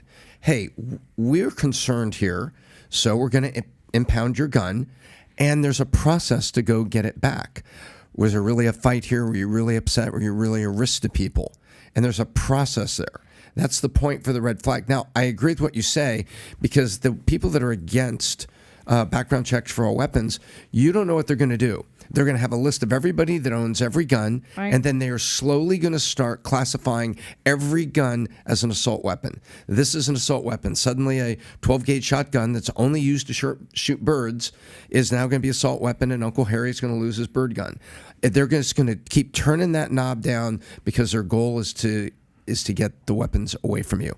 That is the argument that comes from the other side. Tyler, push back on what I'm saying. Okay, first of all, I don't know where in the country you can legally buy a weapon without going through a concealed firearms course. Right? What are you talking about in Texas? You want to talk about how long it took me? Excuse me. There are 24 states now that allow constitutional carry, but you still cannot buy a weapon without going through a background check. You cannot buy a weapon if you're addicted to any drugs. You cannot buy a weapon if you have a felony. They do an extensive background check on you. And again, this isn't the problem. The problem is not the law-abiding citizen who's buying the weapon. Chicago, Cook County has the strictest gun laws in the country, and their shootings are skyrocketing. They have 30, 40, 50 people a week dying from shootings that are being shot, young kids, gang members, et cetera, et cetera, et cetera. And again, it doesn't matter how strict the gun laws are. If you take the guns away, if somebody wants to do harm, they'll do harm, right? They'll create a bomb, go bomb a marathon. They'll drive a truck through a Christmas parade in Waukesha, Wisconsin, or in France. 84 people died on Bastille Day. This was like 10 years ago in France. They'll drive a truck through the crowd. To Catalina's point, people are going to want to do harm. The problem is not the gun. It's the hedonism and the lack of, as you put it earlier, the lack of God within the country. People don't. They're lost. They have no purpose. They're angry. They're upset. You're talking to a guy that loves America like you wouldn't believe. You're talking to a guy that was in the military who thinks, you know how many people I want to have guns in America? You know how many people I want to have guns in semi-automatics in America? How many do you think I want to have? All of them. I want 100%, but 100% trained is what I want. 100% trained. is what I want. Let me read you a couple comments that we just got here on what I said. Some agree, some disagree. So John McGuire just gave $50. This is common factor amongst the shooters: lonely, delusional, complete lack of purpose or belonging. Is really hard is it really hard to help these kids? Let's stop trying to treat the symptom and go after the cause. Mentor and give these kids a purpose. Fine. This next person said, Agree. Anna Bruner said, I'm an NRA instructor, and I totally agree with Pat on training. Everyone who owns a firearm should be trained. I've been teaching for 30 years. I feel this is the best solution.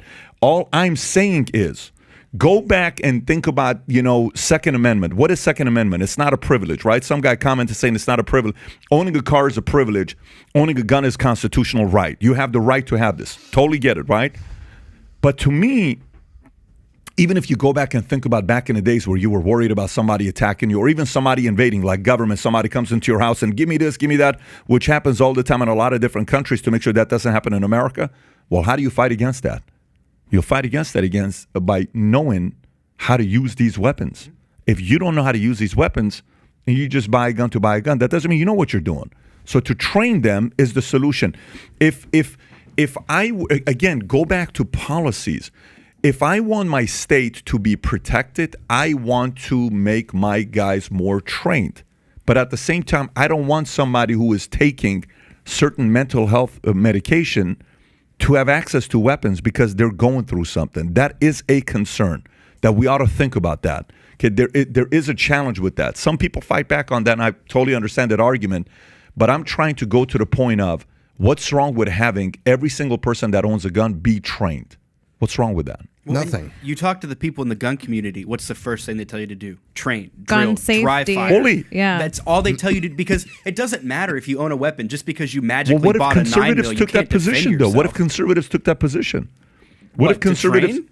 No. What if conservatives said, "Here's what we want to do. Let's create training. Let's make our guys better." By the way, that's another opportunity for conservatives to get a new audience. There are a lot of groups, nonprofits that are going into inner cities like Chicago and Baltimore, and they're training the communities, the youth of the communities on proper gun safety, which I think is a really interesting point. But I love this quote. It was from dryfiretrainingcards.com. Guns are designed to project kinetic force at a distance. What you do with them is a reflection of your intent, not the intent of the gun. So we can train a million people. I fully get what you're saying with that. I get what you're saying with that, and I agree. I don't think this is a 1-point solution. I think it's 10-point solution. It's not only one thing that's going to fix it all. Mm-hmm. The 1 out of 10 that I think is being trained. If you're trained a little bit more, I feel better about it. If you're not, the other part of it is, so here's something. I'm reading this book called After Steve, right after Steve Jobs. Highly recommend everybody read it. Book just came out. It's incredible. We're talking about it before the podcast got started. Question for you guys. Okay, so the San Bernardino shooting takes place.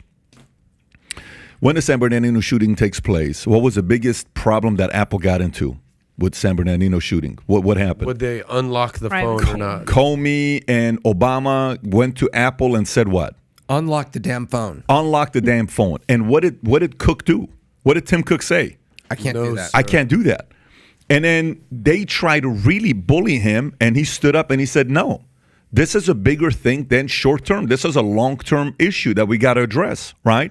He says, I can't do that because I'm taking a privacy away from the individual that's using my software, my phone, right? I'm not going to do that. They lost it. They were going to sue him, all this stuff. Finally, they said, don't worry about it. We'll figure out a different way to get it. They didn't go after Apple, right? But since then, Apple's been obviously having a challenge. And then later on, Trump comes out. Trump calls out Tim Cook nonstop. Finally, Tim Cook goes and spends time with Trump. And next thing you know, people ask Trump, why is Tim Cook your favorite president, favorite CEO? Trump's answer was what? Because he's the only one that calls me. Tim Cook is the only one that calls me. This is a first openly gay CEO that communicates with Trump about, challenges they're facing as a company. But here's a question. If Facebook knows what this guy is texting and messaging, I'm throwing a complete different curveball here. I want to get your thoughts. If Facebook knows those DMs and they know he's communicating, should Facebook report those DMs to FBI? Well, they have no problem putting flags on COVID-19 things or censoring people immediately and reporting accounts, maybe they do have a role in that. What do you think, Tom? I think they absolutely have a role. I mean, if they can shut down a conservative voice, and let's talk about what it is, right? You say something too inflammatory about vaccines or about this or about AOC, boom, your account can even be suspended. It takes a little bit longer, but your tweet can be popped like immediately. Which means that they have But is that good, though? Is that the right position for them to do what they do? That's censorship, but they could use the same technology. They don't have an army of people just watching tweets. They have technology that's reading tweets. And they could put that same technology and send a notice to that law enforcement agency and say, hey, there may be something very bad about to happen here. But what Tim Cook would say is, Tom, you're now giving the government enough power to use free market companies to abuse my privacy. I got very technical here with you on this. True. The only reason I'm talking about this with you guys is because as we're going in this angle of all these arguments of we should use this and we should use that, the ripple effect of how it affects other things, like you said something earlier, you said, well, I'm concerned if we give the background check or the training or whatever, they may abuse that. And what if later on somebody, a girlfriend says, I think my boyfriend's going to do something to me and the cops go and confiscate the weapons and all that stuff. That can lead to that, right? Same ripple effect when it comes down to, hey, we have access to the DM, reported to the FBI. So now you're sitting there saying, oh, so Facebook is owned by the government. Facebook is no longer. So what is the right position in these, anything good can be used for bad. On this side of it. There's a fine line. There's a fine line. It doesn't make me nervous. It does make me nervous. Do you remember the guy that we had the Facebook? What was the guy that we had Facebook? Steve. No, but what was his job? He was an a auditor. moderator. He was a moderator. And the whistleblower. The whistleblower on Facebook that we interviewed him. The big guy. So I said, do you ever check, have you ever, since you have access to everyone's DMs and everyone's messages, have you ever gone and looked to see what people have said? He said, I can't lie to you. I have. I said, who was it? My cousins, because I wanted to see if they were talking shit about me, right? So this guy who's a moderator was more concerned about it. Yeah. But the point is, you're dealing with the slippery slope of what to do with this, right? So you may find a current solution, because I would bet if I'm a Biden or if I'm any of these guys and I'm in the campaign, so say the left all of a sudden comes out and says, this is why, the next person they could vilify here is Facebook and Instagram and Zuckerberg. That's the next villain. Because the villain is, you could have done something about it, because you got to blame everybody except for the administration, right? Do not be surprised if today, tomorrow, the next day, following week, if all of a sudden, somehow, some way, Zuck gets caught up in this scandal. And one issue that happens, although it's horrible, but it's not like this is an everyday thing, right? That impacts the privacy of millions of Americans. And these things are, again, it's a small percentage of when these things happen, and we're creating legislation surrounding that's impacting Americans as a whole. Snapchat actually helped a case. It was an underage, I think, sex trafficking case where somebody was texting an underage person and they were able to alert the FBI. I think there are some instances where that's obviously appropriate, but then again, it's that fine line of the privacy of people, and then who's creating that criteria. But we're already doing that now. Let's not forget that they use geolocation, geotagging, the bank accounts of all the people at January 6th that went after all those people, right? They're now labeling anybody who posts the wrong thing on Facebook against the teachers union parents as domestic terrorists. Like, they're already using these for the wrong reasons. Right. Like, it's perfect to work in this fairy tale world where everybody uses things for the right. If you're already, but it's all who political. sets the criteria. Yeah. But if you're already doing that,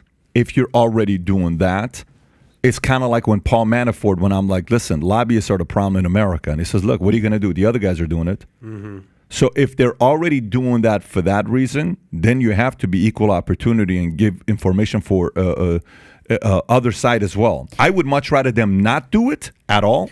But if they're going to do it for one side, you got to be equal on the other side as well. So then should they be regulated from an objective perspective? I don't think so. I honestly don't think. But at the same time, you're a fool. You have to be naive to think that the government is not reaching out. Because think about what the phone call is going to sound like. What do you think are the chances of a person like this existing? You ready? Hey, Mark. How are you? I'm with the FBI, but I'd like to have a private conversation with you. Can you please open that envelope for me?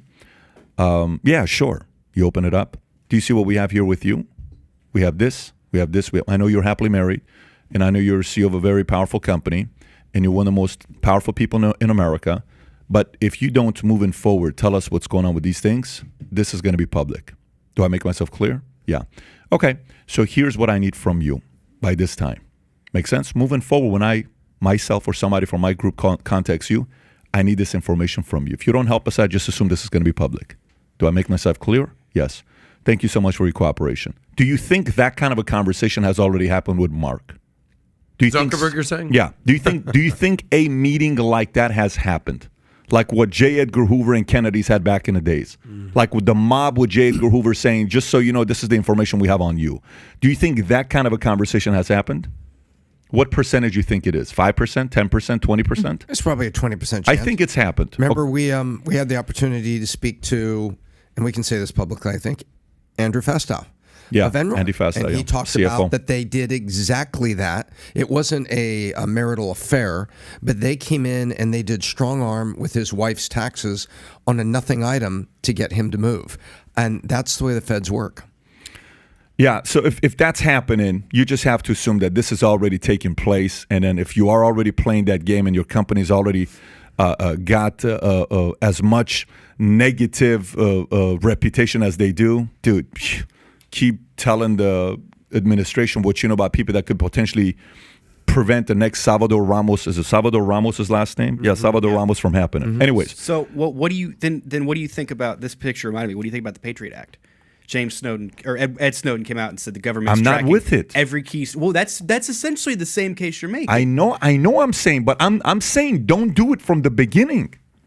At all. No, because what you're doing is, you know, what you're doing. Listen, people think we're going to live in La La Land. You're not going to live in La La Land. Do you know what Hillary Clinton just got caught with? Hillary, if this event didn't take place this week, you know what everybody would be talking about? The big lie. The big lie of Hillary Clinton. So what is the big lie of Hillary Clinton? Hillary Clinton sitting there quietly, you know, voicing her opinion about this event, yet at the same time, Hillary Clinton caught on perhaps the most shocking lie of her career. Washington Times, the head of Hillary Clinton's 2016 campaign for the presidency, Robbie Mook, testified on Friday Hillary Clinton approved of an effort in the months before 2016 election to provide the press with research perpetrating to show a computer link between a company of her GOP rival Donald Trump and a Russian bank. Mook on Friday was testifying on behalf of Michael Sussman, a high-powered Democratic lawyer and accused Clinton lawyer. According to Mook, he discussed it, giving dubious information to the press with Hillary as well. But I believe I discussed it with her after we kind of discussed it and made the decision. Not notionally, the discussion was, hey, we have this and we want to share with a reporter. She agreed to it. The prosecution claims Sussman billed the Clinton campaign for this piece of dubious information, and the prosecution claims that it has been evidence for making this claim. So these guys are doing that nonstop to the American people. Worse than Watergate. Yeah, these guys are doing that left and right, and people are sitting around saying, who's getting destroyed with this or manipulated with this? The professionals are doing this nonstop. All I'm saying is, behind closed doors, you don't think one of her associates has had conversations with social media companies to say, hey, you better or else? Well, it's like how they always threaten the heads of the CEO companies to testify in front of Congress. Yeah. They're always pressuring them. You have to do more. You have to stop the disinformation. You Yeah, have to send and I some more love people. the fact that some of them are starting to have a backbone. I love the fact that Bezos is having a backbone. Musk is having a backbone. Some of them are now pushing back and saying, look, enough with blaming all of us. We're sick and tired of it, bro. Do you realize we created 450,000 jobs that you haven't created? We created so they don't rely on the government. You keep bashing me here. Why don't you go create 450,000 jobs without taxpayer? We're creating this economy. You're not doing it. Yeah, so it's a very dirty game. I was watching a documentary on the way here do you know this guy? They call him the Pharma Bro. Yeah, Martin Shkreli. You remember the Pharma Bro? Have you seen his documentary or no? It's worth checking out, by the way. Pharma Pro. I've heard of it. I've not seen it. Yeah, I will tell you. I've seen the tweets and clips. Very entertaining. So what do they do? So this guy's going out there and a drug that's cost $13, he's selling you for $7.50. And they interview him and they say, how do you feel about the fact that you have a drug that's $13 and he's selling it for $7.50? You know what he said? $750, not $7.50. No, $750. He jacked it up like 5,000%. You know what he said? His answer. You know what his answer was? I think it's still underpriced. I think we should still charge a little bit more than $7.50. This guy's a certified dirtbag. He is a very, very strange guy, right? But you know what they did? You know how he went to jail for 7 years? Not for what he did with the drug. He went to jail for 7 years because a hedge fund he used to run years ago that had nothing to do with this, and he had multiple different companies where he was just kind of moving the money over from different places and taking a loss. What is it, money laundering, tax evasion? Yeah, what was he doing? Not tax evasion. It's multiple corporations where he was moving the money, raising one place and moving to another company, and then he eventually got caught with that, and his lawyer couldn't win, and he got 7 years. But the point He is, just got out though. yeah, but by the way, he'd be a great guest to have. I mean, Rob, if you're listening to this, let's have him on as a guest. That'd be a great conversation to have with him. Yeah, he got two counts of securities fraud and one count of conspiring to commit securities fraud. So sometimes when you get a little too loud, you get that knock. Musk just got that knock. I think Bezos is afraid of getting that knock. He feels a little brave today. But it's bad when people are afraid of voicing their opinion to get that knock. It's a form of censorship, and I know they call it silencing, but it's a form of censorship. And you know what's the biggest freedom with that? The FBI raid on James O'Keefe? Yeah, so you go into this part? Yeah. But so, going back to what you're asking, yeah, I'm not with it. I don't support that. Our sweetheart Hillary Clinton is the master at it, but I don't support it. What was his name? Her campaign manager, the little guy with the glasses, Podesta? John Podesta. Yeah, remember he blamed Facebook for the loss. Of course. Remember? But more is coming. Remember? Yeah. He did. Well, and by the way, he lost the election. He's the campaign manager, so he's going to blame the moon, the tides, and the wind. And Comey. Trump. And Comey. But they directly blamed Facebook and Zuckerberg because Zuckerberg didn't cooperate, and he was actually trying to let both sides out there. But there were a lot of bots that were going on Facebook. But the point was Facebook was actually trying to, and by the way, they're not exactly in a white hat here. It's sort of a dark gray hat. But they did not kowtow to it. And then you're being blamed publicly. And who was the guy that ended up in the seat in the hearing? Mark?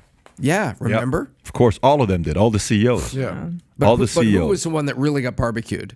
Who really got barbecued? Mark. Right. Zuckerberg. And who got the easy questions? Google. Correct. Sundar Pichai, but Dorsey had to take a lot of heat.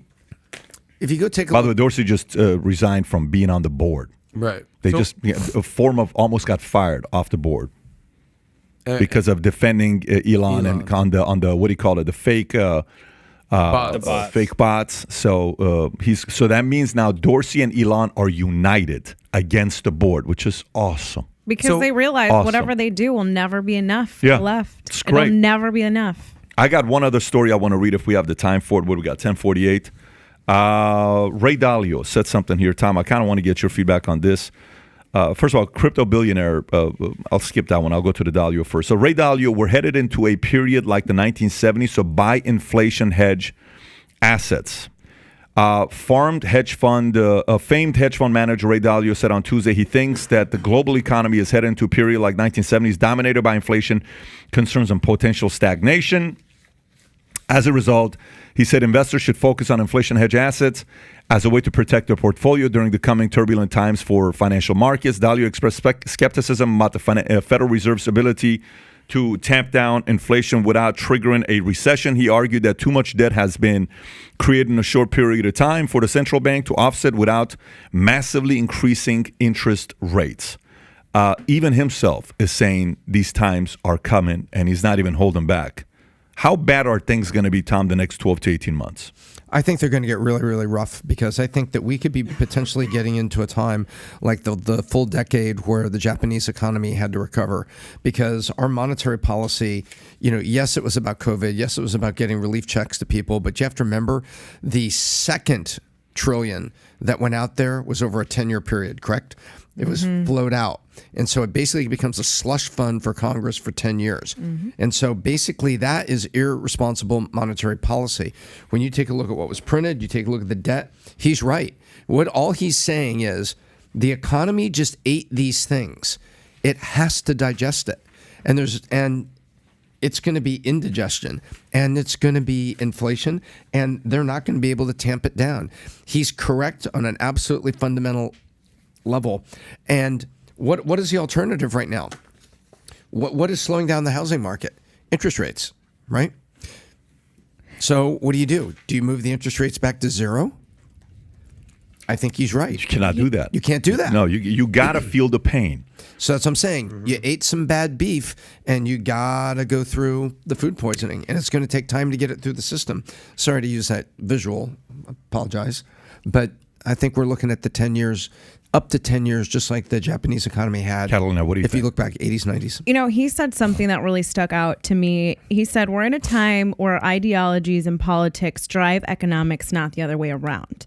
And I think obviously it's a complex issue with the Fed and monetary policy and decades of things gone awry.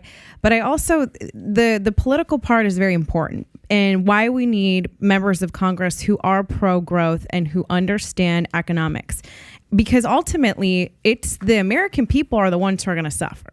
When you have politicians that want to increase minimum wages, when you have, again, COVID lockdowns in some blue states, unconstitutional lockdowns where you're destroying small businesses, all of that stuff really does matter. And it is supply chain issues. All of this was incredibly political. And so when you have this kind of perfect storm of things, you need people who are able to bring it back. And ultimately, again, these kitchen table issues, what Americans, when I'm on the campaign trail, they're worried about going to a restaurant and things are 50% marked up. And then the restaurant owner, all of the food, they have to raise their prices. Groceries are getting more expensive. Gas is getting more expensive. It has become so political. And Ray Dalio was so on point when he said that the economy is now being driven by ideology and politics in a way it never has. I don't disagree. Folks, if you want to find out like how and what gas prices are affecting, go price out the flight that you usually take and write down the number that you pay for the flight that you usually take. Whatever flight it may be, maybe LA to Dallas, okay, maybe New York to Miami, whatever it is that you usually go on and you use American Airlines or, JetBlue, or some of you guys who are extremely courageous, Spirit, or whatever you take, right? And then go price it out today and see what the number is today. Go look at what happened today. It affects so many different industries. By the way, this article continues with another article that has to do with this one. Fox Business, U.S. economy on the cusp of stagflation. World's largest hedge fund warns. This is a complete different person. Bridgewater Associate Co-Chief Investment Officer Bob Prince said this week that markets have not fully absorbed the shock of what's happening in the economy, and investors are too optimistic about the path for inflation and interest rates. And stagflation is the combination of economy stagnation and high inflation characterized by soaring consumer prices as well as high unemployment. The phenomenon ravaged the U.S. economy in the 70s and 80s as spiking oil prices, rising unemployment, and high monetary policy pushed the consumer price index as high as 14.8% in 1980, forcing Fed policymakers to raise interest rates to nearly, you ready, 20%. And by the way, to the experts who don't think that's possible, they are unbelievably naive because never in the history of the company have we printed money like we have right now. Expect interest rates to go to that level. Let me give two tips I got. I'm going to read one other article here that talks about if you were the person that were too loyal to your company and you didn't go get another raise at another job, you made a mistake. That's a Business Insider story. We'll read that. But I want to give you a tip. If you're thinking about buying a house, this is purely my opinion. You don't have to take it. But I'm just giving it to you. If you're thinking about buying a house and you're so excited about buying a house, if you can wait 12 to 18 months, do so. If you are so excited about buying a house that you're just like, oh my God, but I love this place. If you can somehow set aside your emotional love for that new house for 12 or 18 months, you're going to win. Here's why.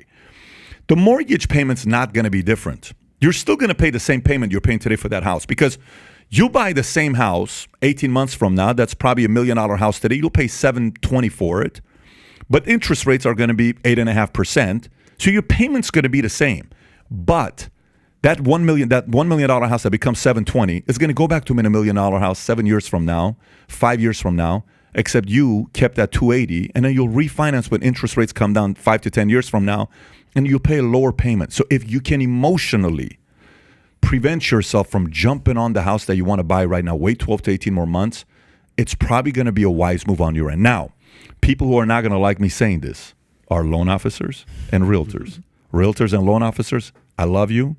I support you on what you do. Your job is to convince them that I'm wrong. I'm totally okay with that. That's how debates and arguments happen. But I'm telling you, I think I'm right, okay, when it comes down to this idea with house. But do you think, Tom, it has a likelihood of getting as crazy as it was in the 70s and 80s of 14% type of things? Like, do you think it can get to a number like that? I think it has all the raw materials in here. The kindling is here that the fire could burn that hot, but I don't think it will. I think there's a lot more controls and things that banks are going to be put in place. And by the way, don't forget to leave out Wells Fargo, the largest issuer of mortgages in the United States, that's upset with you right now. But well, let me ask you a question, because if Ray Dalio is right. By the way, your property tax also goes down. Your property taxes when you buy that house, that's a very meaningful part of home ownership. Could be $1,000 a month. Your property taxes are probably now down to $600 a month. $600, yeah. Go ahead. But your insurance rates are going to go up. That's a big problem that's going on here in Miami, is that all the property insurance rates are skyrocketing. But here's my question for you, because that won't change, though. That's not going to change no matter what. Well, not according to the Miami Herald. I mean, whatever. We don't need to get into the article right here. But apparently the insurance rates have skyrocketed 30%. Because of what, though? You want me to read the article? No, what I'm trying to say is it's going to go up no matter what, though.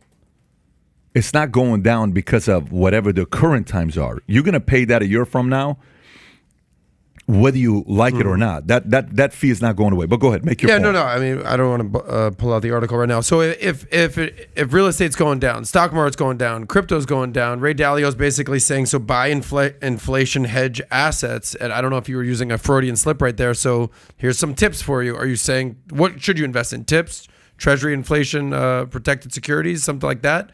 Where should people be putting their money? You gave a great speech at the Think conference. What was it called? Grow Live with Video. Grow Live with Video. Great speech. It was awesome. And you said, hey, this is a great time where you can add an extra zero to your net worth over the next few years. Other than making more money, right? And choosing your income producing mentality better. Where should people be putting their money now? If real estate's going down, stock market's going down, crypto's going down. Depends. Where should you be putting your money? So the average person, or the person that wants to really play ball and add average person. The average person needs to.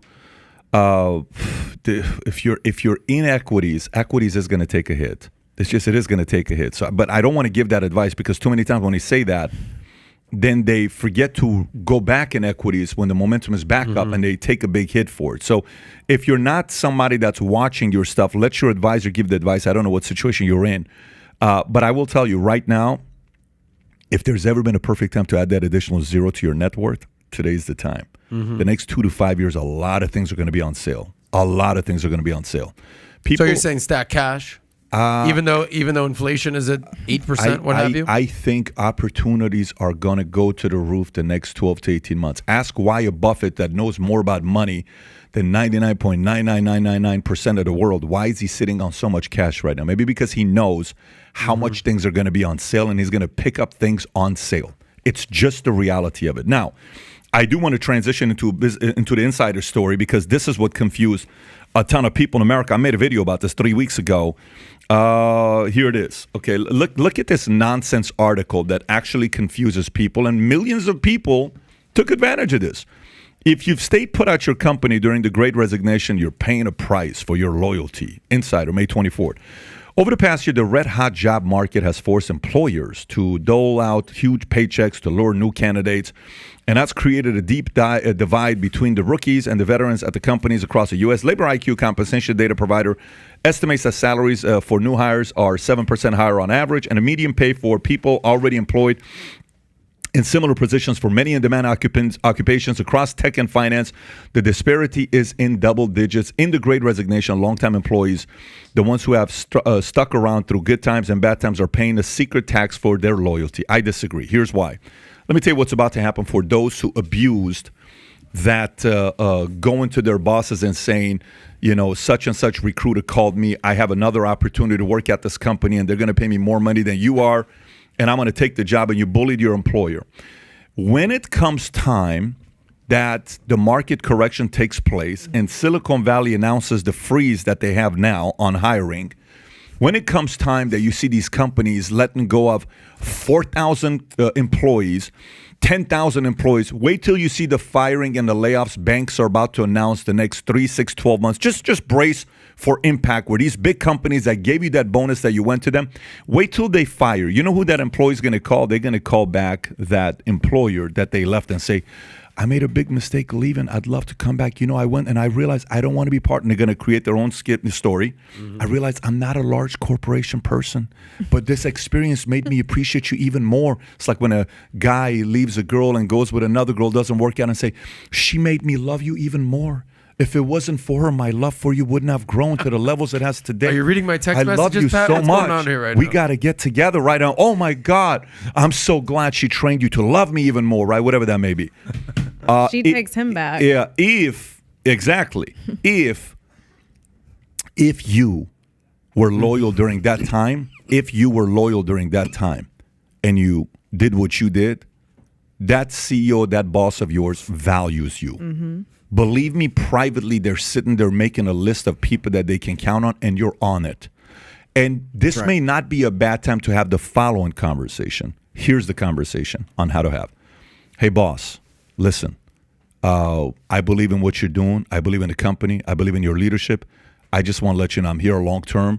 I would like to be considered for the following. I think you value loyalty. I've shown you I'm loyal to you during good and bad times. If there is a way for me to be considered for another position higher up, let me know what I'd like to do. But I'd like to be able to fight for a raise and a promotion. I don't want to go anywhere. I love the company. I want to be able to take this company to the next level. I appreciate your style of leadership. Tell me what I need to do. I'd like to have that kind of a conversation with you if you're open to it. Okay, my resume out there, but they somehow found me, and they're offering me $28,000 more. If you can give me that raise, I will, because I want to stay with you. But if you do that, I'll stay with you.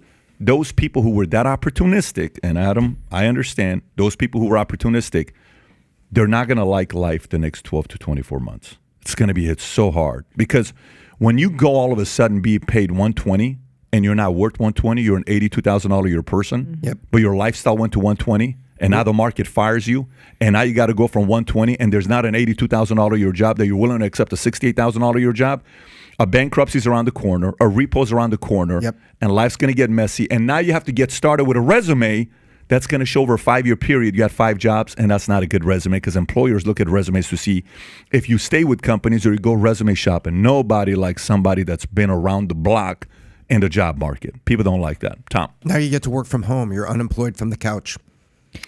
I feel for the business owners, small business owners, medium-sized business owners. Right now, there's such a labor shortage in a lot of different industries, and the talent is tough to find. My sister and I have our own company, and it's incredibly difficult. And they ultimately are the ones who have to pay the price. I will say I don't think they know it though. No, but Yeah. people look at things in such a short-term way. I don't mean to throw millennials under the bus as well, but you should be paid what you're worth. But also, there is something to say about experience and staying with a company that you believe in and the long-term growth potential there than just shopping around and getting paid that in a short-term way. You hit the nail on the head with the difference between a short-term and a long-term perspective. Like, I just had my 15-year anniversary at my firm, my financial firm that I work for. It's crazy, 15 years. And I've been offered jobs left and right over the last decade or so, left and right.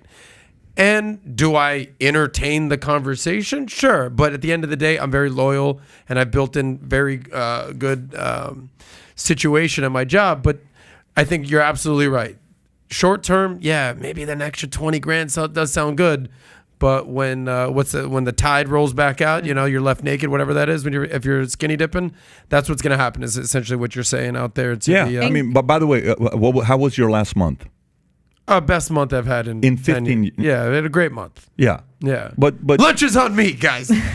That's not going to happen because the $10 you still haven't paid the guy, so that's not going to happen. We're But go also ahead. right. Servant leaders, good business people, good CEOs, good leaders do value good employees and that loyalty. So that's what people need to think about. And you think about deeper things. Right? And for But just people out there short-term. looking for a new job, go ahead and rewind the last few minutes and hear what Pat had to say.